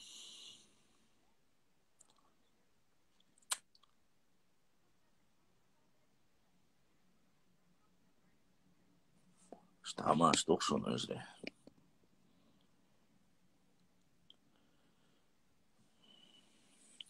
Вообще-то кавказская история, она очень, если взять небольшой клочок земли, называемый Кавказом, с кем только не были, конечно же, взаимоотношения у кавказцев, с какими только империями. Британская империя, Османская империя, ну, если империей называть их. Конечно же, там Отtomанская Турция называлась, Британская империя, Российская империя и этот Персидский Персидская империя. Вот. Каждый здесь хотел урвать свой кусок. Ни один из них не переживал и не думал о том, чтобы каким-то образом помочь нашему народу или вообще каким-либо кавказским народам. Я не знаю, но поскольку, по крайней мере, пытались, но стоило России чуть-чуть надавить, они всегда, конечно же, сразу отказывались. И те люди, которые когда-то были поддерживаемы Турцией, само собой попадали под очень сильный пресс со стороны царской России. Башлам, если бы не Ингушетия, кто бы знал, что такое Кавказ? Да, конечно. Так, дальше. Поэтому, что касается добычи нефти, British Petroleum, какие-то Нобели, которые вкладывали инвестиции от Азербайджана до грузинской нефти, имеется в виду семейство Нобелей. Вот они закладывали и договора подписывали на добычу нефти на огромный, так сказать, срок, на 100 лет вперед. Договаривались и подписывали договора. Вот, по крайней мере, так говорится в исторических как бы процессах. Мы много говорим об истории, мы говорим о территориях, мы говорим о том, кто с кем воевал и какое сопротивление оказывал. Но мало кто интересуется экономическим потенциалом того или иного региона.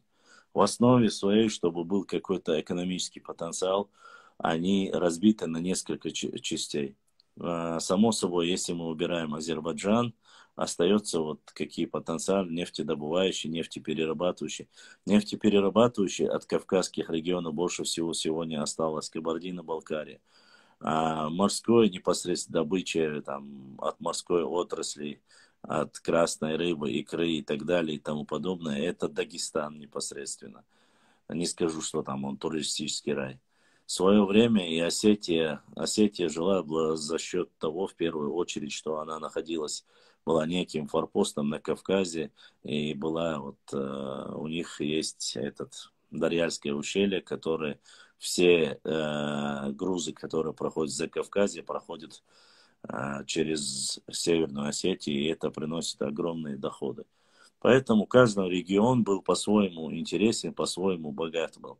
Какие-то маленькие народы, они, конечно же, не имели как такого экономического потенциала, сильного экономического потенциала. И они остались за гранью каких-то политических и исторических моментов в истории Кавказа. Но это ни в коем случае не уменьшает их значимость и так далее и тому подобное. Поэтому я знаю, что многие хотят здесь быть такими. Вот мы такие хац-хуц и крутые, и в истории мы показали себя, и вот мы этих завоевали, этих откинули. Но сегодня есть прекрасная возможность у любого человека, который сегодня бросается понтами, бросается словами, доказать свое превосходство в экономическом плане. Без всякого, как говорится, пустых разговоров. Вот. Поэтому нужно заниматься не сказками и, грубо говоря, беря там петроглифы чужие или что-либо чужое там присваивая себе, а нужно заниматься современной жизнью нашего, как говорится, жизнью Кавказа и показать себя. Если маленький регион, то он богатым должен быть намного быстрее, чем большие регионы. На большие регионы уходят огромные финансовые затраты и нужно огромный экономический потенциал, чтобы возрождать большой регион с большими землями. Чем меньше регион, тем быстрее он должен быть богатым, тем быстрее он должен, потому что по сути своей федеральный центр выделяет, и так эти деньги выделяются. И плюс ко всему есть инвестиции, есть миллионеры. Допустим, той же маленькой республики Ингушетии, несмотря, у них есть свой Гуцериев, миллиардер, который может прям за 5 секунд эту республику поставить на ноги, если просто будет какой-то интерес у этого человека. Потому что огромная доля там по продаже нефти, и не только нефти. Допустим, огромный потенциал у ингушей, допустим, в Колыме, в той области, они занимаются там, где добывают золото. На севере они тоже есть. У них есть огромный потенциал, и для этого региона те люди, которые проживают за пределами, имеют какие-то финансовые возможности. Если они будут вкладывать в свой регион, он бы ушел вперед. И не нужно было бы ни от кого зависеть, и не нужно было бы что-нибудь сочинять и так далее, и тому подобное делать. И я говорю про любой. И также можно говорить про Осетию, можно сказать про Дагестан, там у них Сулейманов и другие там разные представители бизнес-класса. Если каждый будет заниматься своим, как говорится, своим регионом, то не будет распри, не будет никаких проблем. Понимаете? Сидеть, обсуждать вечно какие-то разборки между кем-то и чем-то, это, конечно, можно говорить. Но на это уходит вся жизнь. Поэтому... Если каждый будет заниматься своим, то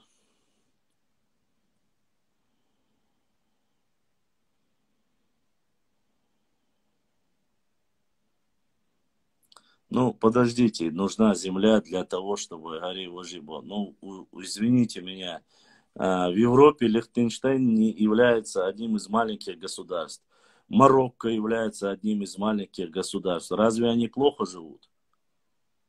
Они развивают свою родину, делают все для того, чтобы ее привлечь туда, максимально привлечь туда бизнес, инвестиции. Что мешает нам? Я имею в виду, тут не надо говорить конкретно об одном регионе. Мы же говорим обо всем Кавказе.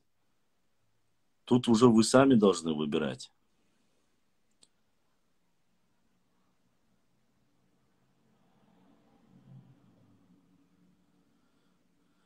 Ладно, оставим это. Знаете, в мире самое важное для развития любого государства – это экономический потенциал. Что бы кто ни говорил, если нет экономического потенциала, этот регион рано или поздно начинает загибаться и теряет свой суверенитет. Задуматься над этим нужно. Вот. Задумайтесь над этим. Ну, допустим, тот же Макао, тот же Гонконг, когда до входа в Японию они были одни из тоже развитых, как говорится, микрогосударств. Ватикан возьмите. Ну, каждый своим занимается. Я не знаю, если так обсуждать, земля, тогда получается, если земля есть, то должны быть одним из самых богатых. Ну, Монголия не маленькая, ну и что? У нас потенциал есть, и огромный потенциал есть. Потенциал есть в людях, потенциал есть в регионе нашем для развития. Просто-напросто нужно... Я,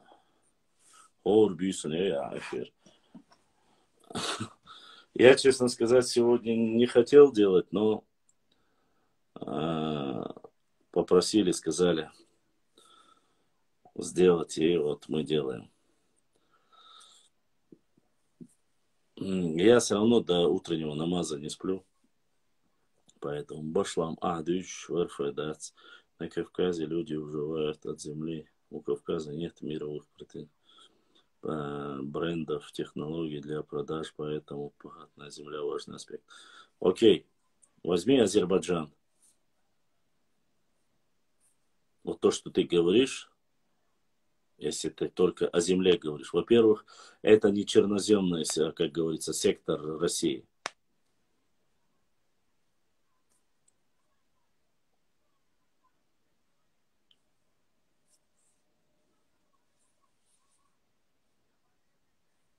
Да, по возможности. Но вчера пару человек задонатили, и сегодня мы смогли сделать эфир. Думаю, что завтра эфира уже маловероятно, что будет. Я пытаюсь сделать по возможности. Ирламас Ханхелла все равно ничего не делает. Кто-то читает, кто-то пишет. Вот, я могу писать посты, делать, конечно, это намного проще. Но, как говорится, по мере возможности, по мере возможности. Не знаю, по земле, что мы там прямо чернозем, Ставропольский край, допустим, больше, чем 3 или 4 региона кавказских. Является ли он сегодня развитым? Я бы не сказал. Вот, это раз. Во-вторых, ну, Татарстан возьмите, смотрите, насколько он сильно развит. Он не является дотационным, он является регионом-донором. Абсолютно верно. Япония никаких фактически ресурсов. Металл закупает само островное государство. Однако одно из самых лидирующих 5 экономически развитых государств мира. Германия, в принципе, тоже, смотрите, две мировые войны. Да, я забыл это сделать, освободилась в Израиле. Я сегодня немножко ступил. Две мировые войны, которые были у нас в Германии. И несмотря на это,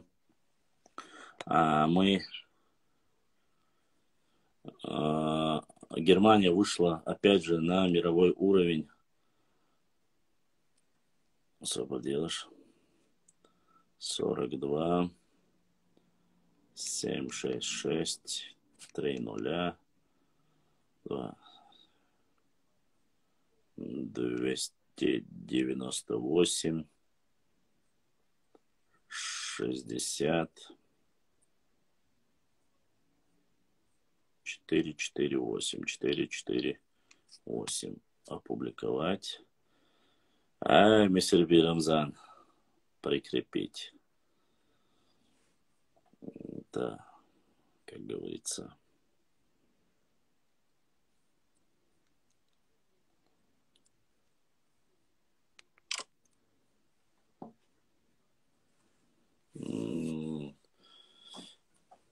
Башлам, с терминала комиссия большая, не знаю.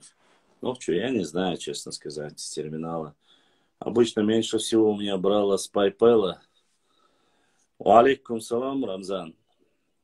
Снова чуть-чуть. Не знаю, Лоша. PayPal меньше брал раньше. PaySend тоже фактически мало берет. Взаимно, брат, взаимно.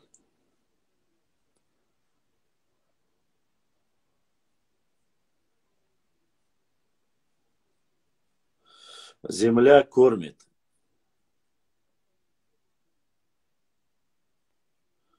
Земля кормит, и я нисколько не спорю в этом, Вежде. Это так. Земля кормит. Это как бы потенциал. Но говорить, мы не любители вообще развивать сельское хозяйство. Честно скажу. Не любители. Как бы мы ни говорили, как бы мы ни рассказывали, но это все показывает. Сегодня все меньше и меньше у нас уже отечественных, как говорится, своих помидоров. Кертахкейню. А буквально лет 10-20 тому назад огороды кормили нас. И мы выживали просто за счет этого. Это сбербанковская карта, да, брат?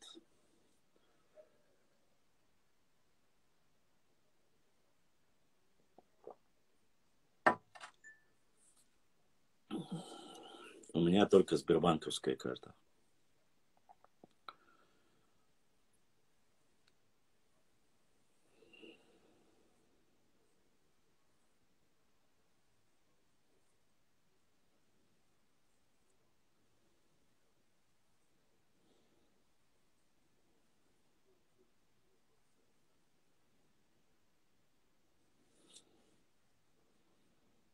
Не знаю, честно сказать.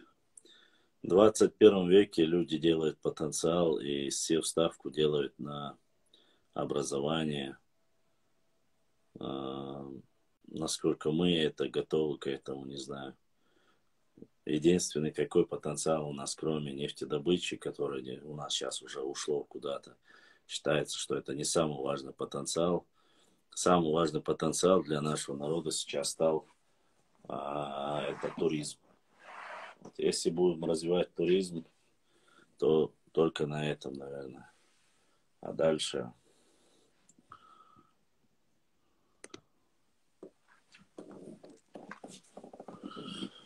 Я скажу, Relaction Че, Я видел, где братьями говорит и Барахоев тоже. Это взрослые люди, они могут говорить, что хотят. Ты же видел, да, где он говорит, мы никогда не воевали против русских. Ну, Барахоев, Темишев, это люди, которые взрослые, это их взгляды, это их мнение. Что я могу сказать?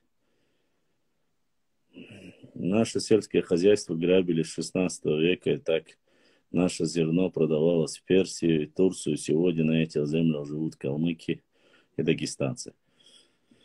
Ну, на калмыцких землях мало что вырастет. Это только для скотины, если можно. Для разведения мелкорогатого и крупнорогатого скота. Вот. Что касается плодородных земель, плодородные земли сегодня, на сегодняшний день это Краснодарский край, это Ставропольский край. Вот. Если заниматься, если захотеть, конечно же, ну, китайцы из пустыни превращают вполне себе пригодные для обработки земли. Но должны быть трудолюбивые люди, которые будут этим заниматься. Ну вот вот здесь Захат, здесь мой один брат, адык, черкес, с которым вот мы разговорились. Кажется, с ними я говорил насчет того, чтобы, может, где-нибудь порыбачим.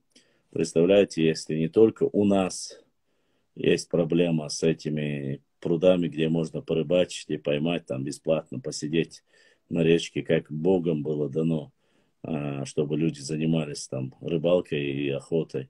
Запрещено, там сейчас сделали частные пруды, и то искать надо, есть ли эти пруды или нет. Все превратилось в бизнес. В Кабардино-Балкарии то же самое. А когда-то можно было поехать на речку, сесть у речки, порыбачить, поймать нормальную рыбу и так далее и тому подобное. Сейчас это, конечно, сложно. Заниматься чисто сельским хозяйством, продавать продукцию недостаточно. Если сельское хозяйство надо получить переработку, соляние, варенье, муку делать из шерсти, ткани. Но это целая отрасль. Валикум салам. Конечно, нужно работать, господа мои хорошие. Тут нужно заниматься всем, чем можно. Продавать от щебня до мяса, как это делали в советские времена, там, уходить на первые места. Это все нужно делать, этим нужно заниматься. Над этим нужно работать. Но сейчас ты посмотри, куда не глянешься. Доработать бы до пенсии, пенсии Дахана, Атаир, Орсо и так далее и тому подобное. Все этим заканчивается. Начинает вопрос, ой, почти что здесь надо спорную территорию, спорный лад, хадат, халат, хуйгарлат, хадахен. Ну, у вас эти земли были, грубо говоря, там 9 лет. За 9 лет не сделано ничего. Не проложена ни дорога, ни куст не вырублен, ничего нету. И вопрос возникает, зачем вы просите земли, которые вы не трогаете и не обрабатываете? В этом проблема. Рыбалка, казино, это не рыбалка ваша. Там форель, я спрашивал, мне рассказывал о этом. С Юни говорил Успанович, когда был директором. Это не рыбалка ваша. Рыбалка это там, где можно посидеть, поймать рыбу нормально. А это какие-то маленькие пескари, небольшие. Лучше форель можно в Итумкалинском районе поймать, чем в том же казино Ами. Конечно, я был бы не против, если бы там было очень много рыбы, но, к сожалению, это не так. Раньше терек подымался, рыба аж выходила на берег, там еще люди ловили, не знаю, чуть ли не вилами вылавливали. Была такая ситуация. Да умодателям, но что, ничего такого нет, Уша. Ничего такого нету. Не ты первый, не ты последний. Так что от этого мадец возможности алхарири, реакция цейчани додолжтайся. Это ничего такого нет, не переживай.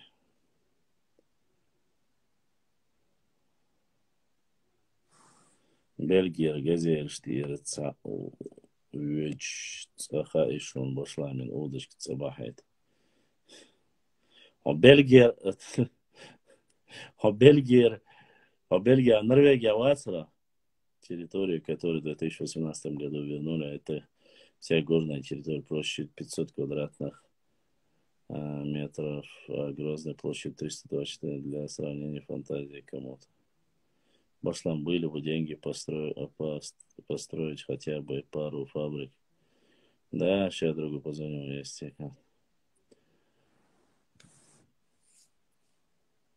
Кстати, про Казино, там действительно под водой находилось селение, и люди проживали там, разумеется, после потопа. Есть такая легенда, доказательств никаких нету. Водолазы, которые... Как там, Уша? Понял, брат, понял. Не знаю, вроде бы с Германии были, с Бельгии едут, не едут, не знаю, только в Германии слышал есть. Германия рёш. Франция рёш, газельш, хазерсон. Бельгия рёш, если есть во Франции. Бог кулаца хырдари, Сайд Мамад. Сайд Мамад только чё дюха свой бот смахалит лай. Хотя бы за 5 метров, 6 метров беха будешь, дикка тушка я. Чуть-чуть крючков, хороший поплавок. Це самопальный китайский палмаяет лавоша.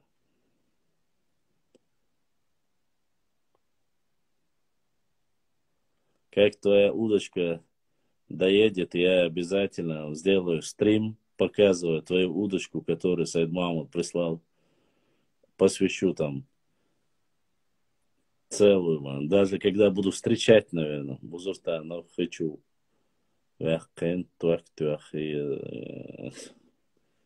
Бельгия, Сандук, Ушца, Шметтик, Бацба, Джузис.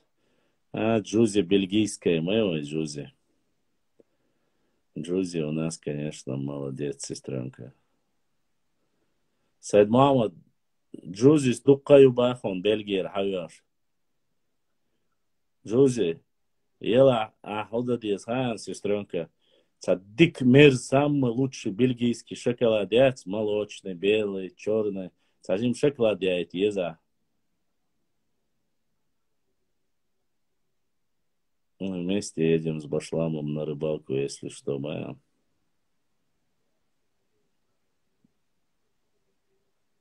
Деньги шам, царь, сам-то бельгийского. Нет, а Бельгия ашил дер бог, дусей. Все.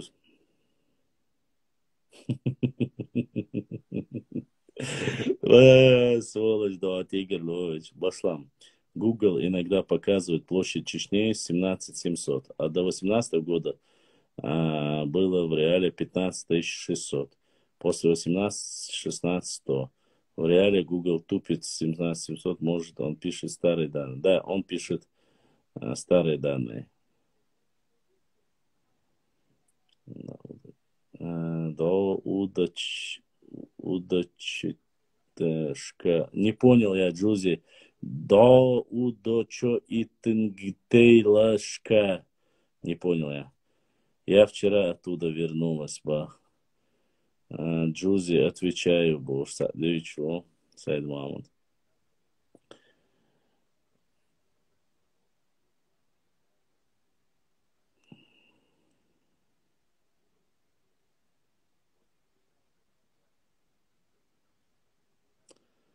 Все, гумацабах, все, забудь. Я сумацабам, Джузи. Вообще, я беру свои слова обратно. Считай, что я просто пошутил. Все, асумацабаху.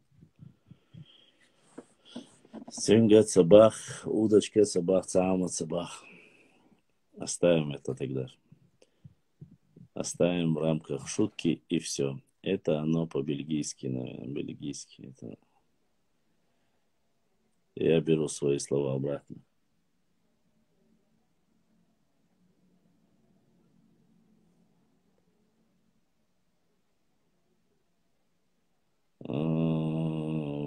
Не слышал такого, что это было крепостью. Нет, не дошли еще.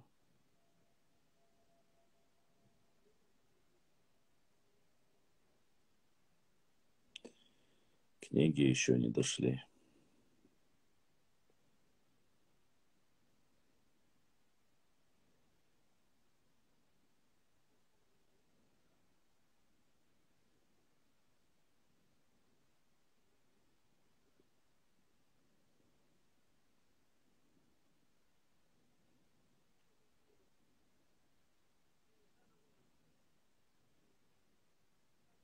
Да, сегодня люди. Каир задонатил, Каир, Аллах дал сайол хаданата. Да, духва хуэл, дагмелля чунтира. بودي سنشان دال بيركت ولا إزاش كاسودا قلو بيش مرخبة تعداية دول إزا دال دقوا أخوالكم.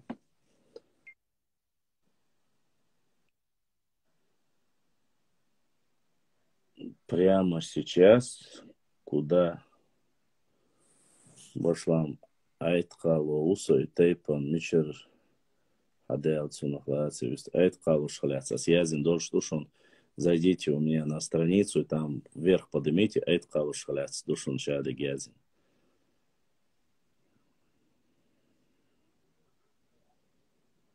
ما قيل وردا цархон хлеин хум адрес свой. Ты меня в прямом эфире просишь, чтобы я тебе свой адрес дал, или на WhatsApp тебе написал? А с WhatsApp тебе даду это дуй, башлам. А на сколько килограмм удочки тебе приемлемо? Да я не знаю, просто хорошая, чтобы была. Да я шучу, не надо ничего забори, я ж могу, слушай, я хотел просто с вами. Башлам, так, это я прочел. Мне сказали, все койцы это Дмитрий Чаберлоевский из Магаза может доходчиво рассказать про это. Откуда, уважаемые мои братья, про тейпы я пишу, я редко рассказываю, срочно сейчас. Садовое кольцо, Садовое кольцо, Яцер, Олимпийский проезд, дом 5, квартира 54. Башлам, а на сколько килограмм удочка тебе приемлема? Я даже не знаю, я об этом не думал. Удочка как удочка. Эфирицацию, не знаю. Кто отправит, того я всегда встречаю.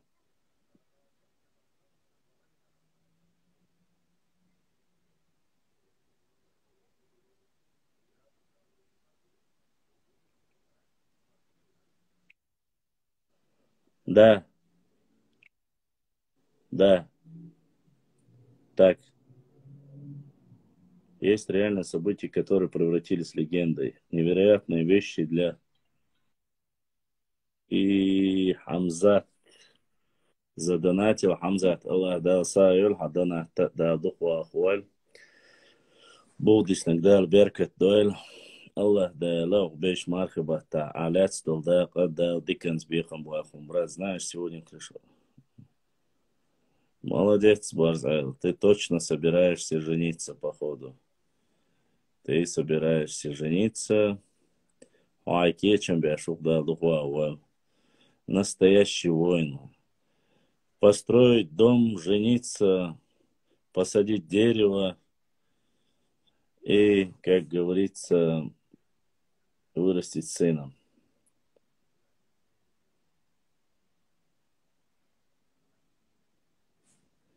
Давайте сделаем так.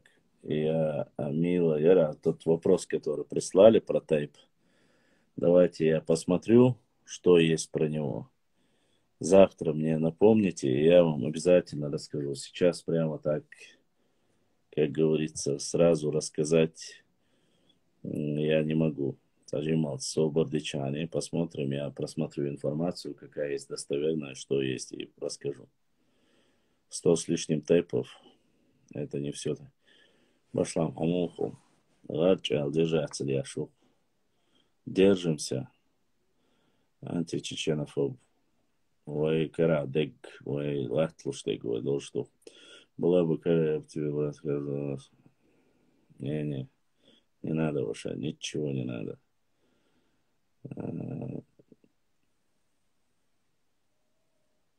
Ни у кого ничего мы не просим давно. Мы только просто шутим время от времени.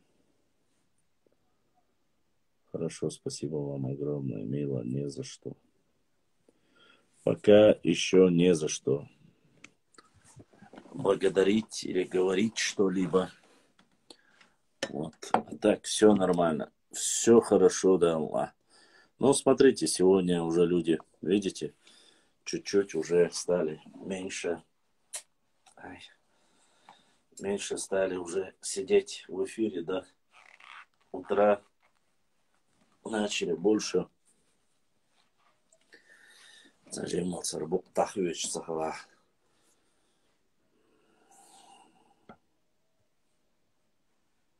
Нет, Макар, он целый сейчас волк ждешь, вот что весна, время работ.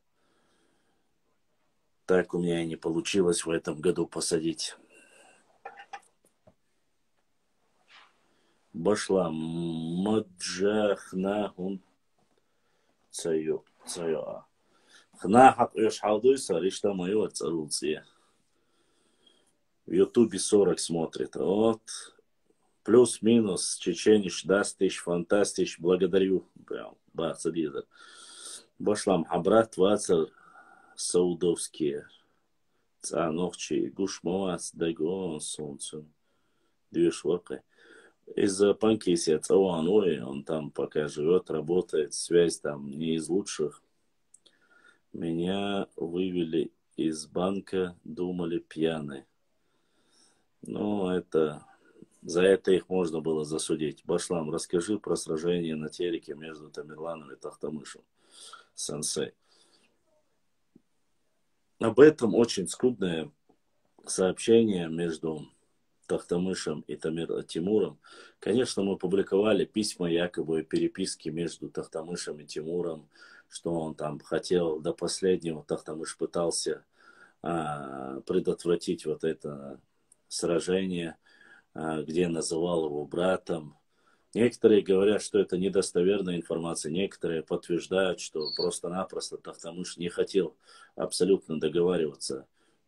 Тамерлан не хотел договариваться и хотел уничтожить всех, кто либо мог составить ему хоть какое-то сопротивление. Другая версия по источникам некоторых историков говорится о том, что Тамерлан, не являясь сам потомком Чингисхана, великого Чингисхана, а Тахтамыш был его прямым потомком, считает, что хотели до тех пор, пока не уничтожат Тахтамыша, он не станет полноценным правопреемником Чингисхана. И поэтому решил его, так как бы, мы знаем, да, что Золотая Орда была одной из самых сильных орд, которые остались после раздробления империи Чингисхана. Так вот, и когда Тамерлан шел уже непосредственно по разным данным, тут две версии. 250 тысяч, говорят, от Тахтамыша по одной версии, 250 тысяч, конечно же, от Тамерлана. Но дело в том, что войско Золотой Орды мало воевало и проводило какие-либо военные операции, кроме того, как собирало со своей земли подать, и они уже были более или менее, которые занимались непосредственно развитием государства, и военные не закреплялись, то есть они не были всегда готовы к войне. А воины Тамерлана, конечно же, это были одни из самых ярых, и вообще считается, что Амир Тамерлан был одним из самых сильных полководцев, и его армия считалась непобедимой. Многие об этом говорят, не знаю, кому-то может и понравится. Я Арон, с Хамзатир, я Арон, нохчу, хакечрон. Ас дал сайвал элерон, нохчу, дал духу ахваль, хакечрон, уша, хакечрон. И армия Тамерлана была намного сильнее и боеспособнее. Несмотря на это, несмотря на то, что входила часть и наших представителей нашего народа в армию Тахтамыша, там считается, что 2000 человек конница была как бы от нашего, от Аланского царства, армия Тахтамыша потерпела поражение. Но считается, что это вот от Волги, между Волгой и Тереком, вот в этом промежутке, в степной части. Про это сражение говорится очень скудно и очень мало. Как я вам говорил, что там это считается до полумиллиона сражались между собой, 250 тысяч с одной, 250 тысяч с другой. По второй версии говорится о 300 тысяч войск Тамерлана и 300 тысяч войск Тахтамыша. говорится, что бой длился почти что 5 дней. И от крови просто-напросто целыми арыком просто-напросто земля была багрового цвета от крови, настолько сильно было сражение. И на пятый день армия Тохтамыша уже потерпела поражение, Тохтамыш начал уходить, но несмотря на это армия, где-то он скрывался, то ли скрылся он, кто-то говорит, до Крыма дошел, что армия Тамерлана его нагнала и уничтожила, кто-то говорит, что ушел. Это, как говорится, где ты сидишь, это твой стол, где я сижу, вот, передо мной мой стол, я сижу на кресле. И после этого он начал, поскольку Аланское царство, входили Аланское царство, Нахчи входили. Аланское царство было, как говорится, под Золотой Ордой и помогало им непосредственно воинами. Тамерлан следующий удар после того, как возвращался в ставки Пятигорья, вот в этой местности он разместил свое войско, начал уничтожать полностью Аланское царство, начиная с Адыгеи, вот, короче, черкесов, считается там черкесские, начал уничтожать их князей, как они там назывались, князья, вроде были военачальников, полностью со всей инфраструктурой начали уничтожаться армии Тамерлана. Ну и само собой, фактически без каких-либо считается, что сопротивление как таковых, там, чтобы они оказывали, там, я об этом, честно сказать, не слышал, что армия Тамерлана получала хоть какое-то сопротивление непосредственно в этой части. Уничтожая вот так, они дошли до Центрального Кавказа, и где ставка его была, считается, где столица Маас, называется Маас, некоторые говорят Магас, вот это название по-разному. Оно считается и Виноградов, и другие, многие советские ученые считали, что это где селение Алханюрт. Нохча Алханюрт, вот там находится и место, оно великолепное, конечно же, с точки зрения стратегии. Вот в этом месте после уничтожения столицы, непосредственно Магаса, вот разбили как бы небольшой лагерь и находились. Но диверсионные группы, остаток Аланского царства, само собой Дзурзуки, Нохчи, называйте как хотите, делали нападение на него. Они были с левой стороны Сунжи, наши были с правой, они делали нападки. Нападали, уходили в леса, то есть проводили партизанские действия против. И говорят, что донесения до Тамерлана настолько сильно разозлили его. Некоторые говорят, что одного из его полководцев любимых там они уничтожили. Некоторые говорят, там просто-напросто Тамерлан был настолько разъярен и злой, что, конечно же, послужило дальнейшему вторжению в горную часть уже непосредственно Чечни. С двух сторон, по Аргунскому ущелью, и по-другому говорится по Асиновской, где проходит Асиновка. Хорошо,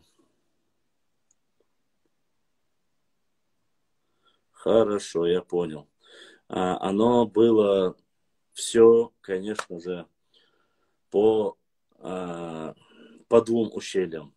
Они зашли, Аргунское ущелье и второе Асиновское ущелье.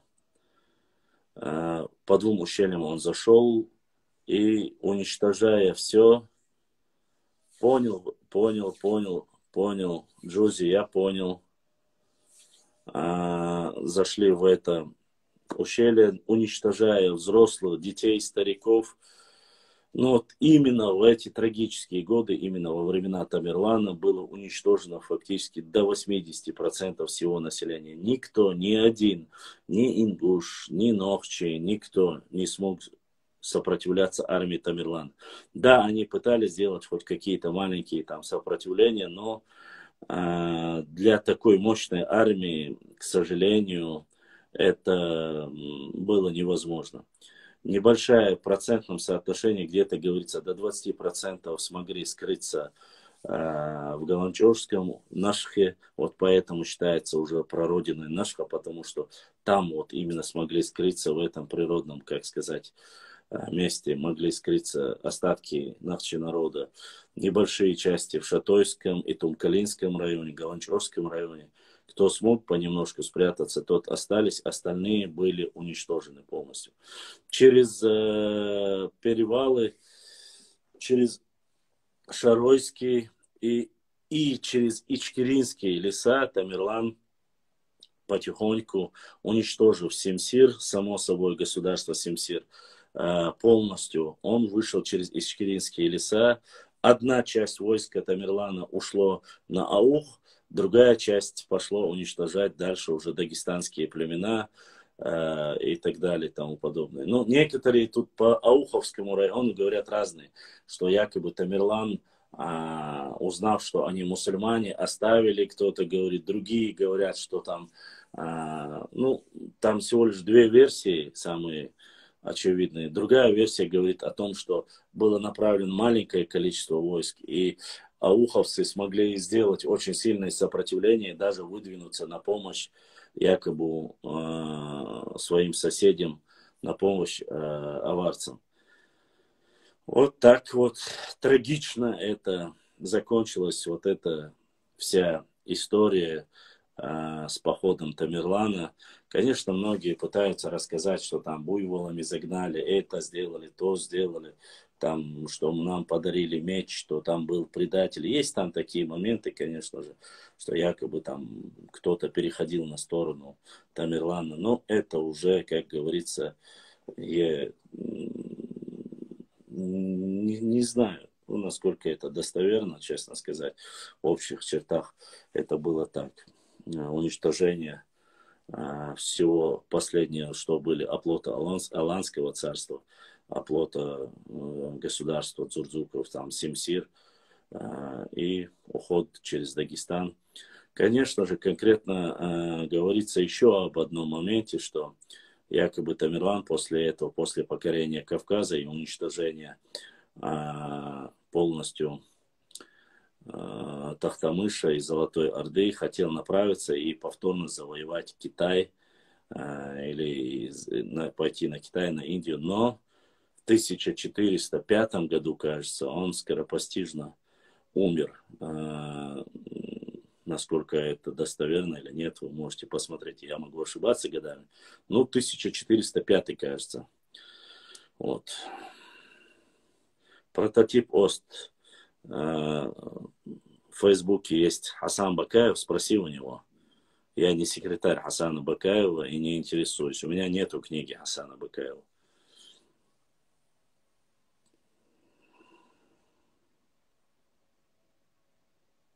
Нашхуай это тейп. Тухума Нашхуай нету. Да. Сенсей, во время прихода Тамерлана Гуайхит и Катчелс до Сулака проживали в основном только нахчийские общества.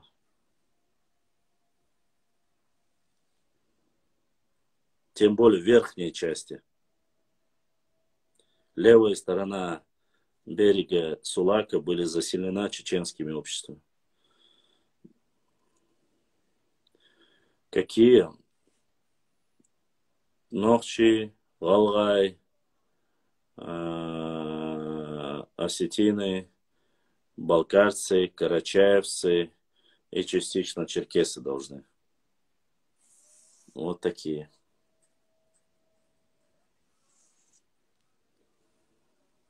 Но черкесы, я имею в виду, сегодняшняя современная территория черкесов входила в состав, я имею в виду. Вот.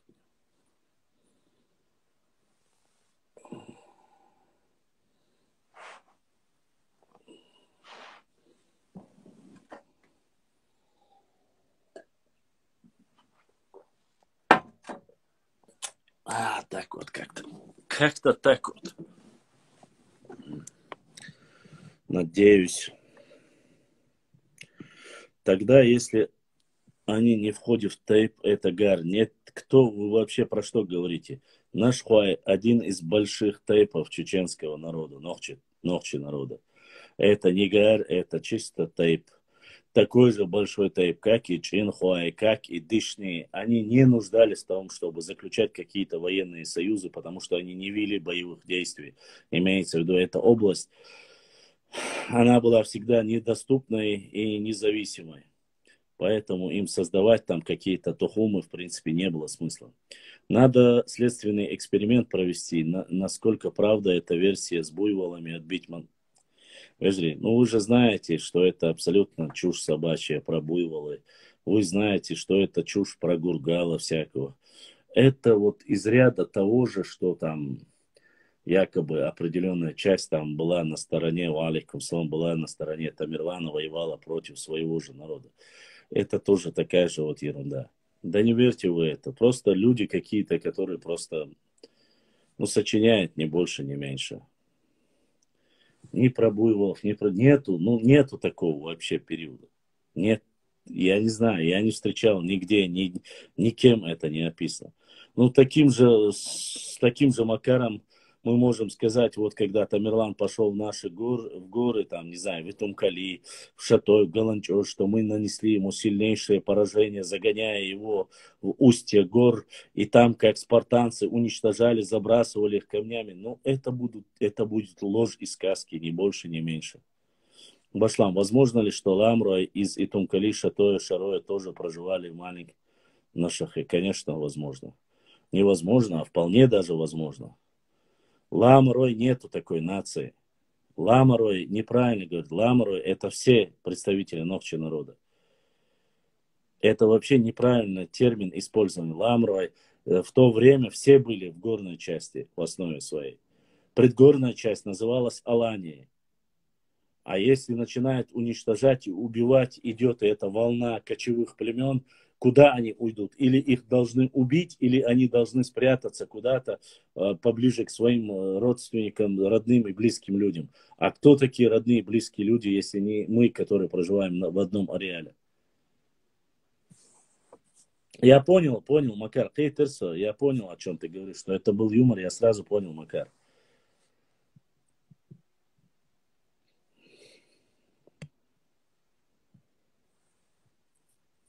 Мы не утверждаем, что все они скрывались. Нет, конечно. Есть места, где можно скрыться в Шатое, есть места, где можно скрыться в Галанчоже, в самом Галанчожском районе. Это же можно, тут мы не говорим конкретно, что только в Нашке скрылись. Это недостоверно. Имеется в виду весь Галанчожский район, именно хребет, но больше всего, видать, скрылось в Нашке, поэтому это так говорится.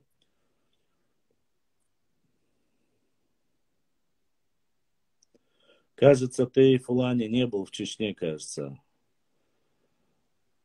Еще раз повторяю тебе, я не говорю в одном Нашке. И Тумхал, Галанчаж, места, где скрыться много. Тут не говорится конкретно только в Нашке. Имеется в виду в этой области, а это все Галанчаж.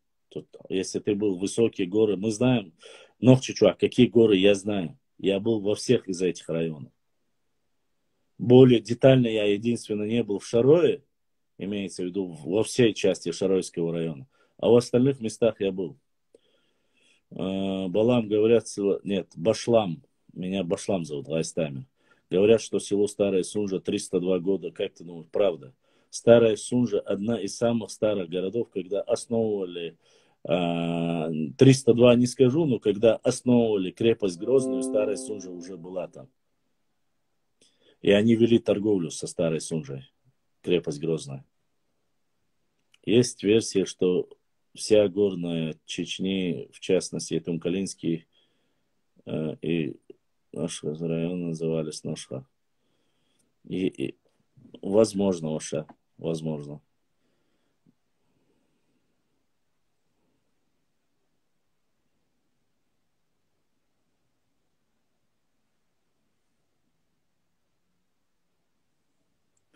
Ну, тот, кто проживает в горах, прекрасно знает, что какие буйволы могут проживать в горной части. Это немножко сложная тема. Не каждая скотина может выжить в таких суровых условиях в горах.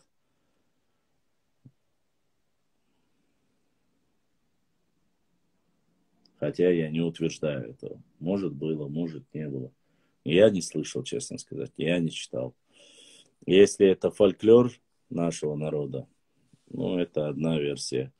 Вы должны всегда отличать.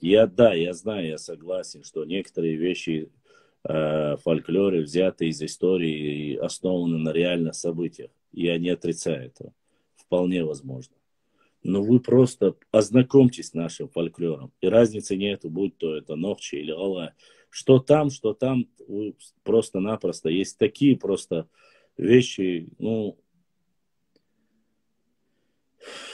я видел вещи, где есть там тема, где один человек разрубил там скалу своим мечом на две части. Ну, со всем уважением к нашим, конечно, старейшинам и всем остальным, я в это, честно сказать, немножко дастиш фантастиш.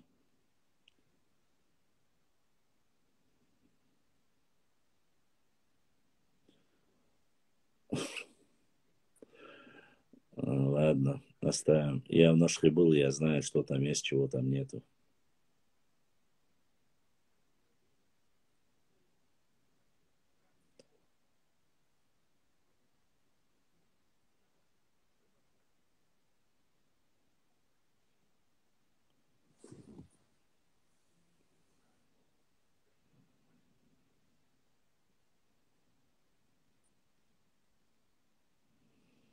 Ну, вы можете и дальше, конечно, верить. Это то же самое было бы, если бы я был там, я не знаю, русским и верил, что на самом деле сказка про Иванушка дурачка это правда, или что там про Колобка сказка правда, или что есть печка, на которой сама ездит, сама там готовит, и это все правда. В такой ситуации, конечно же, можно было поверить, но честно скажу вам, что-то мне в это мало верится. Очень даже мало верится.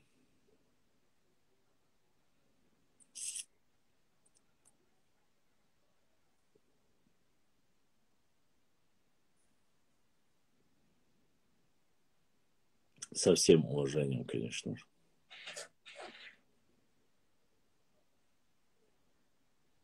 Алейкум салам, семду его, семду. 24 часа, да, снова семду.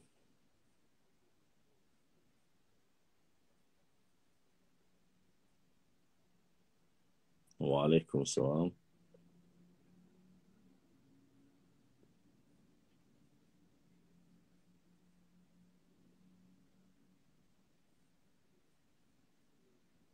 Да, самурай Джин, абсолютно верно.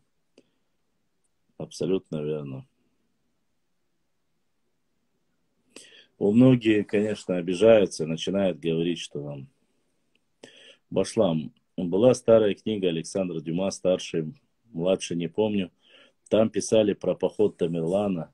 Это очень старая книга была, которую навряд ли сейчас, я видел в начале 2000-го. И там написано было следующее. Так, Башлам, знаешь что-нибудь не о буйволах? Но может ли быть правдой, что змеи были большие? Ну, змеи были большие, слышал Башлам.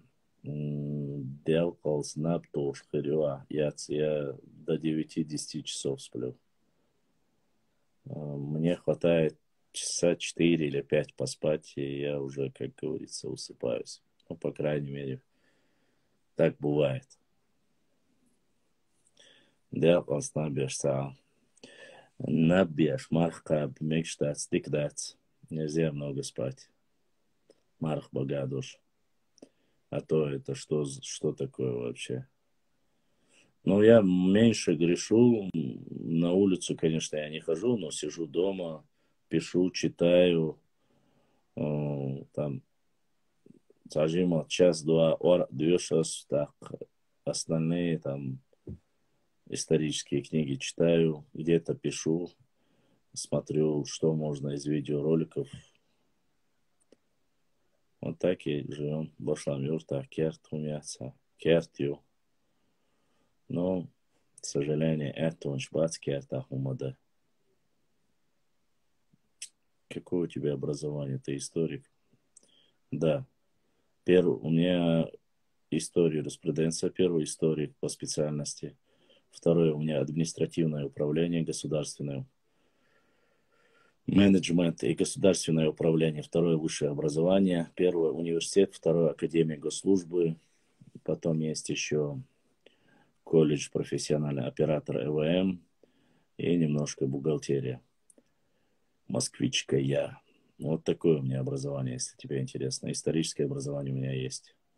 Конечно, многие не верят в это. Просили мне даже показывать дипломы, но у меня есть историческое образование. И в нужный момент, кому нужно, я покажу дипломы без всяких проблем. Если вы сомневаетесь, здесь очень много бывает моих сокурсников из исторического факультета, преподавателей с университета, и они прекрасно меня знают и помнят. Включая вашего всем известного Джамбулата Умарова. Он у нас преподавал геополитику. В то время он на юрфаке был преподавателем. Ныне покойный Закреев Борис Байбулатович у нас был преподавателем. Хазбулатов Асламбек Имранович у нас был преподавателем. Гилаева Зара была у нас преподавателем. О, сколько было-то, а? Кто еще? Хизриев Хаджи Ахмедович у нас был преподавателем. Муса Харунович Багаев, кажется, Муса Харунович у нас был преподавателем.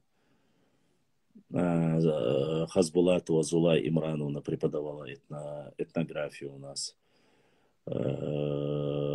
Ахмадов Шарпуди Бачуевич Далгер Штратшин преподавал. Гапуров Шахрудин Андеевич преподавал мировую. Всех не вспомню, но большинство я помню из них.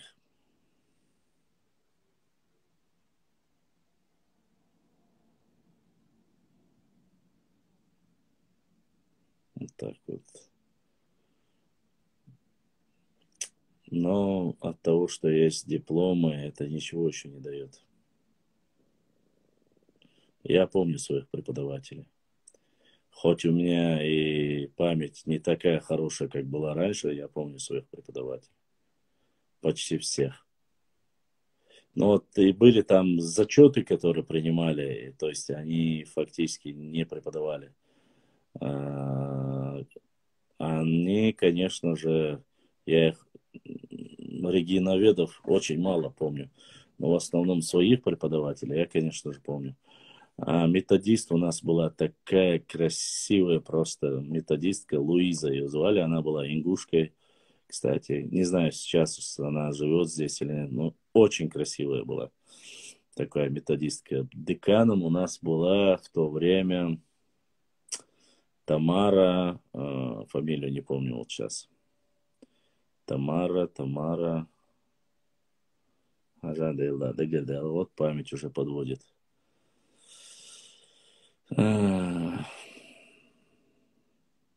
Конечно, на исторический факультет нужно поступать обязательно. Это очень... Методистка была очень красивая. Ее дочка была настолько красивая тоже. Просто неотобразимо красивая. Главный старый корпус. Да, мы учились в старом корпусе. Тамара Умаровна, абсолютно верно. Тамара Умаровна, фамилия Виртьевсон. Да, на Д Виртьевсон фамилия. Сейчас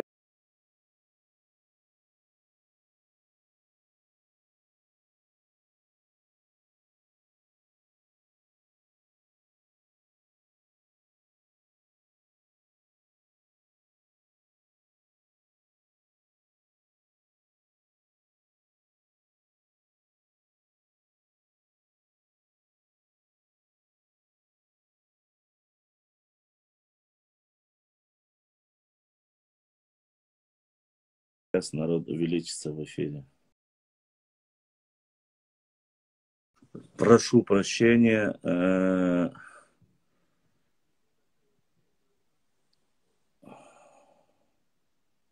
Не Дацуева. Тамара Умаровна, фамилия Азатсун Дагайошу. Лемка Юзицаны. Так, я бях мобила, сейчас здесь мне позвонили, сейчас спущусь и подымусь. Вы не покидайте эфир, пока разговаривать. Ай, ё. Халва на веса тут.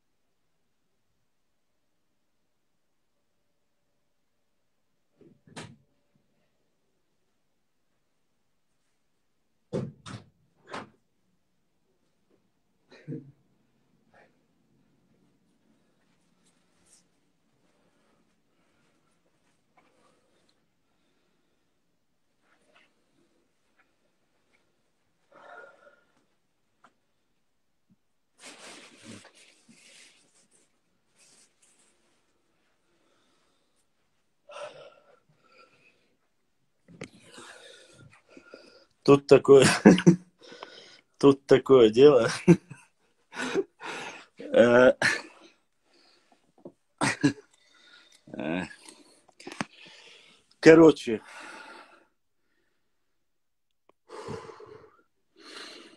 так, я так помню. Ой.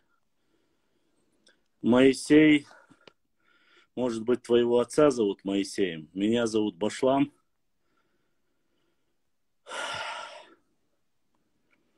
Ну что, донати айтин хонбай. Имя скажи. Короче,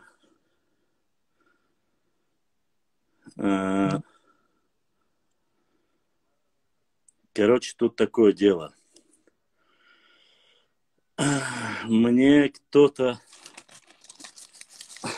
из подписчиков, не кто-то, точнее, а сестра Джузи сделала на ифтар, не на ифтар, а на сухур заказ.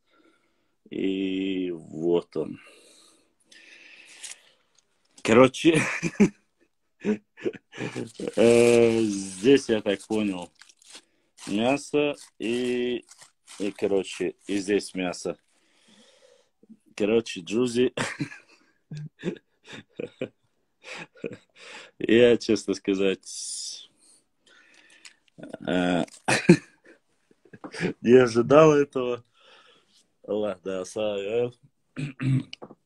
короче, за такой, это даже не донат, а вот такое мархабахта, доброе дело. Allah da sayol Джузи, да духая хвал, а дагмеллах чун тира, хагергер нахан тира, массан тира да sayol. Вот так вот задонатили Эрдац, но вот так вот бывает всякое в жизни, как говорится. Есть ситуацию. На сухур сегодня водой не обойтись, конечно. Так что придется.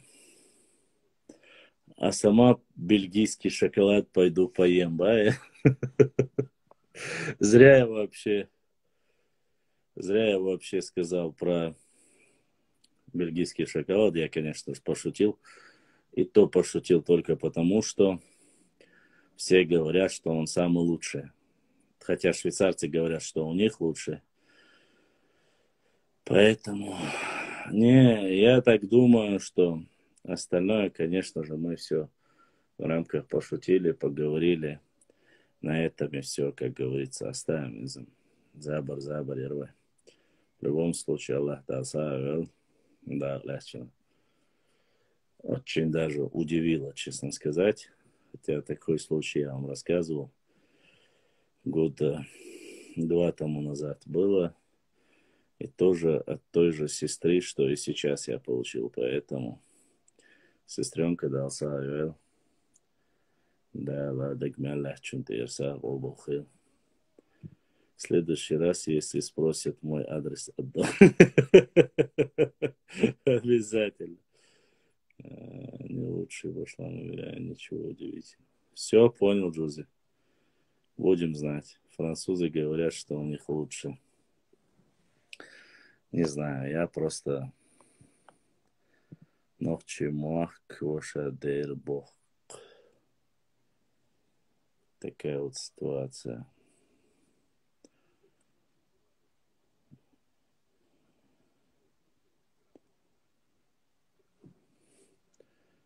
Хоть сегодня, как говорится, с донатами не густо, зато на сухур можно поесть мясо, да. А мясо я вот харта. Вот так вот в жизни бывает. Любимая футбольная команда проиграла, но можно досыта на сухур поесть. Да хватит, ничего удивительного. Вот если бы на 300 евро парфюм, понимаю. Согласен, конечно. 300. 300. Это только одни духи, Джузи. Это только одни духи на 300 евро. А там эти толстовки, футболки, вот это все движение. Я даже не знал, что эфир зависит от доната. Какой адрес? Нет, нет, не только от этого, ночью. Нет, это стримы. Любой стрим, который проводится, он вообще, когда задаются вопросы, кто хочет там задонатить, сделать поддержку этому каналу, чтобы он развивался, они время от времени, кто может, конечно, донатит. Тут вопрос не в том, что зависит, не зависит. Само собой, время, не каждый человек может, там, допустим, зашел в 11 часов, сел и до 4 утра, фактически 3-4 утра, 4 часа сидеть, говорить. Это для каждого, кажется, вроде бы ничего такого, с каждым человеком 50, 100, сколько бы ни было, с человеком ты ведешь диалог, общаешься, говоришь на различные темы, на любые темы. Я единственное, политику не люблю, потому что это добром не заканчивается. Говоришь на различные темы, фильмы, машины, история, география, традиции. Те же самые больные вопросы, это тейпы. Ты начинаешь говорить, ты сидишь часами, разговариваешь, и многие не замечают, но на это уходит огромный ресурс. Реально уходит огромный ресурс. И это вопрос не во мне даже, это любой человек, который даже занимается стримерством. Я понимаю, если бы здесь была бы игротека, и я бы там твичи проводил, или как она называется иначе.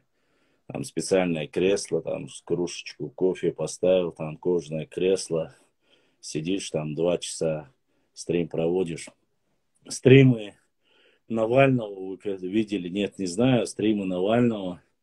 Я один день просто посмотрел его стрим. У него в одном эфире фактически просто-напросто одних донатов было почти что на 1,5 миллиона рублей. Он еще квадрокоптер, или как он называется, для подсъемки. 1,5 миллиона было или 500 000 было, врать не буду я. 300-500 тысяч, вот так. Леонид Парфенов, один из самых, кстати, уважаемых мною журналистов, и такой самый, один из лучших, я считаю, в России журналистов. Раньше я думал, что другие, но после того, как Познер начал себя вести немножко неадекватно. Но это в моем понимании. А, там Соловьев и так далее и тому подобное, я увидел, как они ведут. После этого я начал смотреть Парфенова, я начал смотреть Максима Шевченко. Вот эти двое более или менее, которые Парфенов, вне всякого сомнения, ведет профессионально, очень такой умничка. Мне, по крайней мере, кажется, что он один из лучших журналистов в России. А Максим Шевченко, он очень хорошо относится к Кавказу, по крайней мере, это мое мнение. Возможно, где-то что-то нехорошо он высказывает, ну и все же.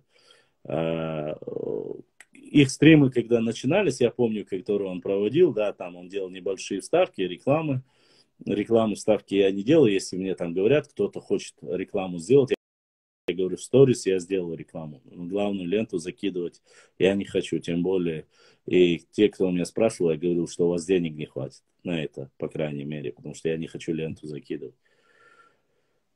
Так рекламу у меня закидывают, вы видели, да, иногда я закидываю, там здесь продажи, здесь то, там небольшие как бы от рекламы. Очень редко бывает, 3-4 месяца один раз. Вот. Они начали проводить, в начале было там, где-то они могли за эфир собрать 10, 15, 20 тысяч. Потом уже смотришь 50, 100 тысяч. То есть это жизнь интернет-сообщества, тех, кто проводит стримы, тех, кто проводит там. Приятно, чтобы люди провели время, чтобы они получили какое-то образование и все остальное.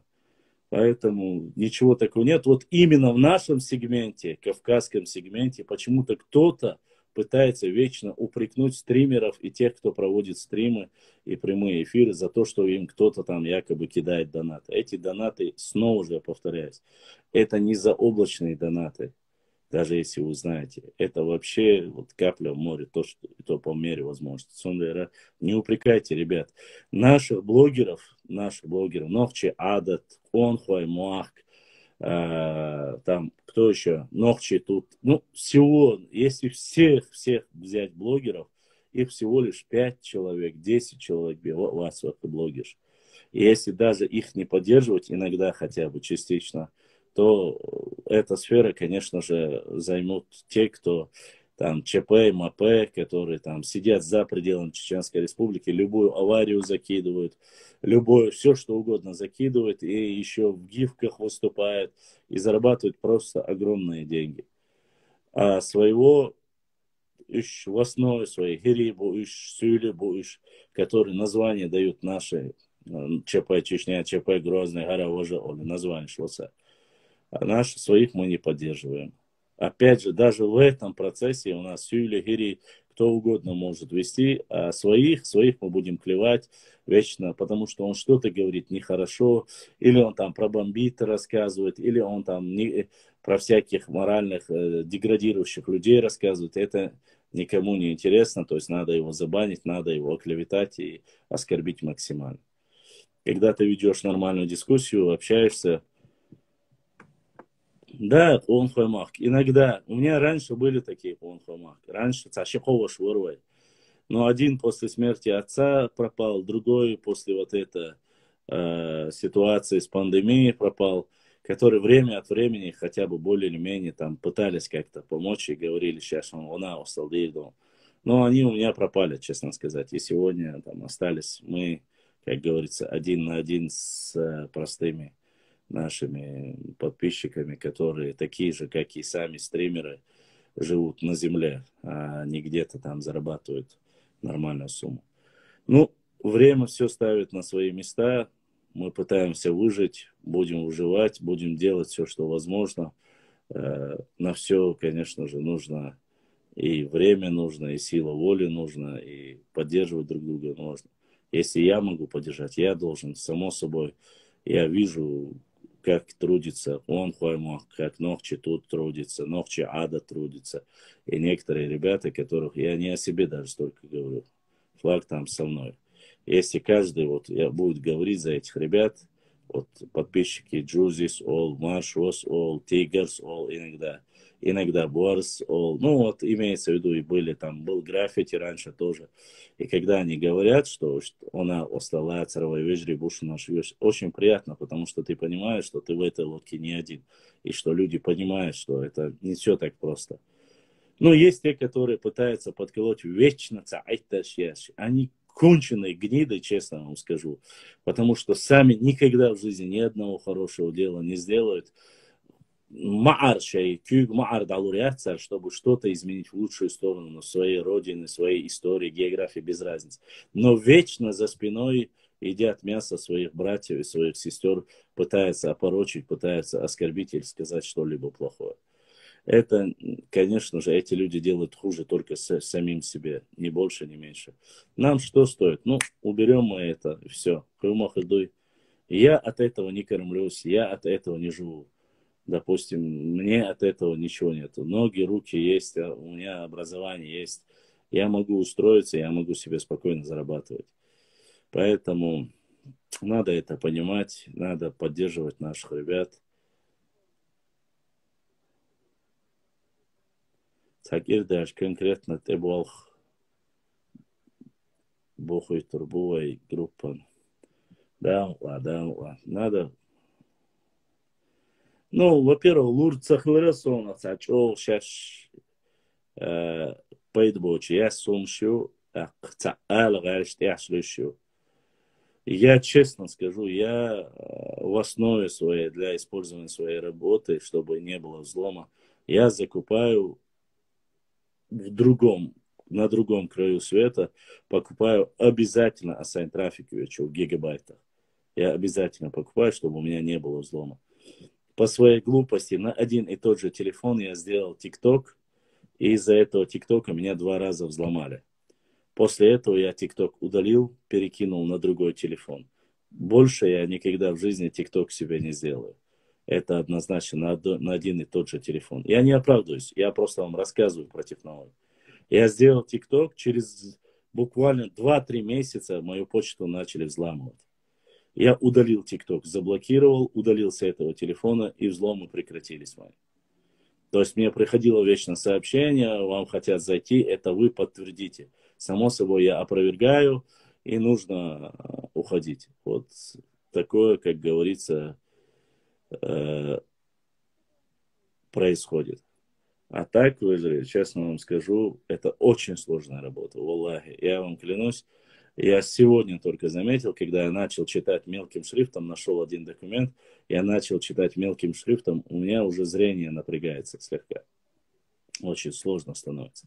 Когда ты много сидишь в телефоне, работаешь, читаешь, переделываешь, что-то надо доделать, переписать, ошибки исправить. На это уходит огромное время. Не считая здоровья и так далее и тому подобное. Поэтому не забрасывайте своих блогеров, таких как он, Хоймах, Нохчи Адат, Нохчи Хистори, тут Нохчи. Немного. Вы сами увидите ребята, которые не отказываются, не сдаются и пытаются хоть что-то сделать. Если не хотите донатить, хотя бы заказывайте рекламу у своих парней. Ашилу, что 200-300 рублей. Чай везре шандельше, они и так сделают рекламу. Аудитория самая, что не есть живая. Да, конечно, не как у политиков 10 тысяч или 20 тысяч подписчиков, но это очень важно. Башлам, братва, шашлыки, бош, бумархи, бут, табельч, эллу, эллу. За проблем, не оправдываюсь персона, пытаюсь объяснить. Башлам, почему мы хотим, чтобы нас называли арийцы, в чем честь арийцы от ариан, то есть иранцы? Нет, не обязательно. Никто не говорит, что арийцы это иранцы. Это недостоверно.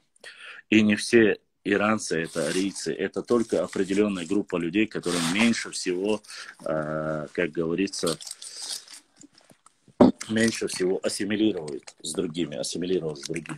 Поэтому это нужно знать, это нужно понимать. Я не пытаюсь быть арийцем.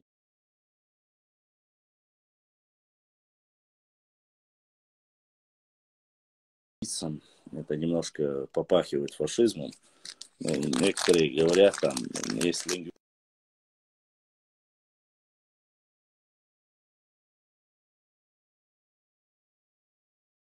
Но эта тема немножко не та. Чтобы быть арийцем, внешность должна быть ого-го какой. К сожалению, многие люди, которые говорят о том, что они арийцы, даже просто по внешним чертам не подходят.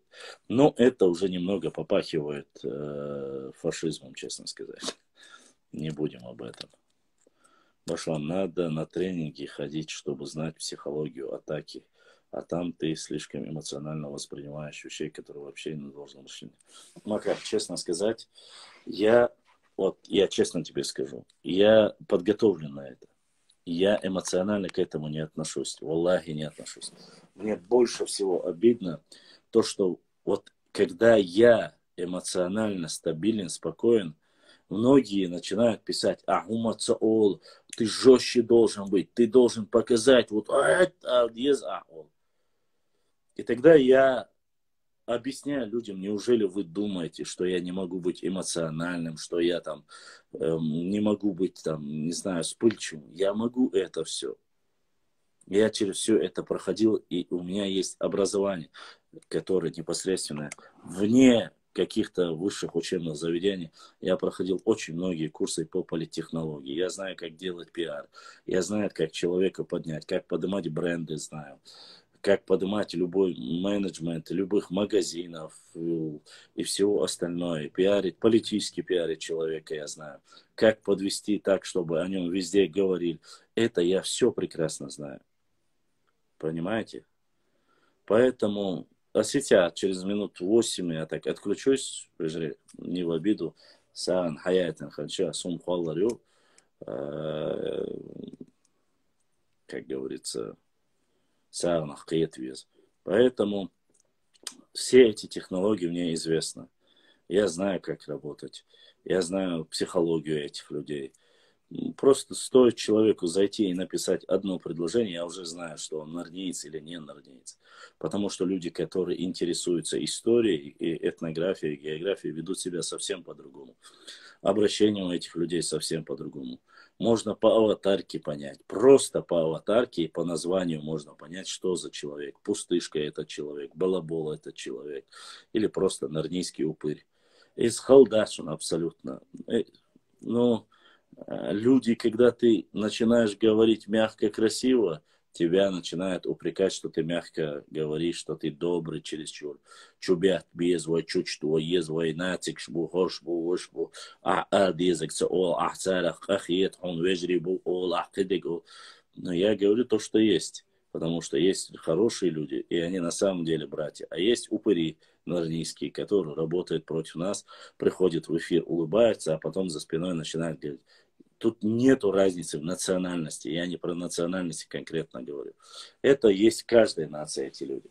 Поэтому, уважаемые мои братья, я понимаю, что вы желаете мне добро, вы желаете нашему народу добро. Наша проблема в том, что мы пытаемся друг друга не выслушать, не поддержать, а подколоть. Понимаете? Вот и все.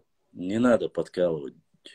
Не надо пытаться оскорблять. Шейдик дуй, зайти в директ, сказать: так, Оша, ишта он ситуация, харадон. Сидеть где-то, я честно вам скажу, 5-6 платформ, которых я веду. Я веду такие же споры и очень даже дискуссии. В Фейсбуке веду, в Твиттере веду, в ВК я веду такие же дискуссии. В Инстаграме, само собой, вы видите, что я веду дискуссии. Имеется в виду не прямые эфиры, а непосредственно воюю, отвечаю, опровергаю. И одному человеку это очень трудно это делать. Просто иногда психологически срываешься. Это я тоже понимаю. Оправдываться, да, я, конечно, не оправдываюсь. Мне просто обидно, что свои же люди пытаются иногда задавить. Поймите, никто от хорошего не бежит. Хорошее всем нравится. И поэтому, когда вы видите что-то новое, поймите, что этот человек своим трудом, своим временем, всем остальным пытается сделать во благо своего народа. И во благо своей истории и так далее. 20 лет на нашей шее сидели, врали, обманывали, пока мы выживали, просто искали кусок хлеба Многие просто-напросто использовали этот момент против нас. Очень многие. Люди, которые сегодня клянутся божаться в братстве и говорят, даже они сделали очень много подлого для нашего народа, против нашего народа. Испорчен очень сильно за эти 20 лет имидж нашего народа, который там, я не знаю, называли нас там чурками, духами, чучмеками, террористами и так далее и тому подобное. Поэтому я очень сильно всегда призываю, чтобы братья с Европы, сестры с Европы, с России, остальные подключались, чтобы знать общую картину. Не где-то там телевидение, третье, десятое. Вот сегодня интернет еще пока не закрытая площадка. Подключайтесь, призывайте, хакайк, Олшина, Осталдия, делитесь информацией, помогите какими-то документами, отправьте карту, книгу отправьте, что бы это ни было, отправьте максимально, попытайтесь объединиться со своим народом. Сделайте. Не всегда нужно только зарабатывать с этого народа. Иногда и нужно помогать и делать что-то, чтобы вы могли оставить. Дика, это если в истории вашего народа останется, это великолепно. Будь то старая книга, которой вы не пользуетесь, будь то географическая карта, которой вы не пользуетесь. Лучше, чем она будет пылиться, ее возьмут, статьи разобьют, выложат, люди прочитают. Хажал, Ирмола бош, хар бaqdaц, хар таташ бош, бaqdaц, хар жгунки бош, бaqdaц, хар сюли бош, бaqdaц. Надо в пух и прах этих чертей, которые врет про наш народ, разбить раз и навсегда. А потом уже заниматься непосредственно по специализации. Те, кто занимается историей, пускай занимается. Амин, Вазинды. Не делитесь, вайн самма юштега. Завершая сегодня свой эфир, я хочу сказать, самое нужное, самое важное, никогда не забывайте, это единство нашего народа. Порой многие вещи мы сами очень сильно портим. Сун и хазир, багдуй иш нохчи бац боги, хардуй вождуй. Дац. Сегодня, благодаря современной точной науке, как ДНК, генеалогия, многие сказки, мифы полностью разбиты в пух и прах. Те тейпы, которые якобы не считались нашими, оказались, что они исторически наши и достоверны. Поэтому задумайтесь об этом, задумайтесь над тем, сколько вреда и людей, которые, может быть, жили среди нас, распространяли эти слухи со времен Ермолова, Шамиля, заселили, подселили, делали все, что угодно, только чтобы мы между собой грызлись, называли нечистыми и так далее. 97% нашего населения это чистые ночи. Цачье куячун, цен орам бош, цен бог бош. А остальные 3% мы не оскорбляем. Они граждане Чеченской Республики, но они не ночи. И мы их не оскорбляем. Они мусульмане, братья, соседи, друзья, хорошие люди они. Но они не ночи. Ночи есть ночи. И только тогда, когда мы осознаем, и все будем за любой ночи тейп держаться горой, не только свой, но и любой ночи тейп, за свою родину, за свою столицу, за каждый сантиметр земли нашей родины, тогда у нас пойдут дела в лучшую сторону. Шун масальна дерез хил, джузи, аятник Аллах да савил, шунок да цасинца, умакана сухур, дина ламаз, дина на сегодня я чуть-чуть раньше закончил. Не забывайте обязательно подписаться на канал. Там донат яйтин шива шумяцун, эчиноши донат дал савил, дала шудагума бахара, قوبل دوال شو ساغا شو مسألنا الله ريز خيل مرخ دال قوبل دوال الله دال سي دوال مصو ديكم انتها وي دال احتو دوال دال غوچون نخلر دوال والموكش غوچون دال مارشال دوال ويلچون دال جيش دوال الله دال وي قومن دال سي دوال وي دعنشن الله دال جواب دوال وي موخك وي يجري نانوي خصم نانوي وي بيش شابش موكش وي دي محكا دي خديش وين ديكنيك بيه خلات سهولش хотя تقع بأشرع ويديش ديش ديبا ديبش داخل ديش ويدال داخل والوان إيمان إسلام إحسان والوان دال غخيتن بوال مسيرجع شونا سيوغر سلام مارشال دو عديكوال شوتساتانا شوش باشلامور السلام عليكم ورحمة الله وبركاته. И все.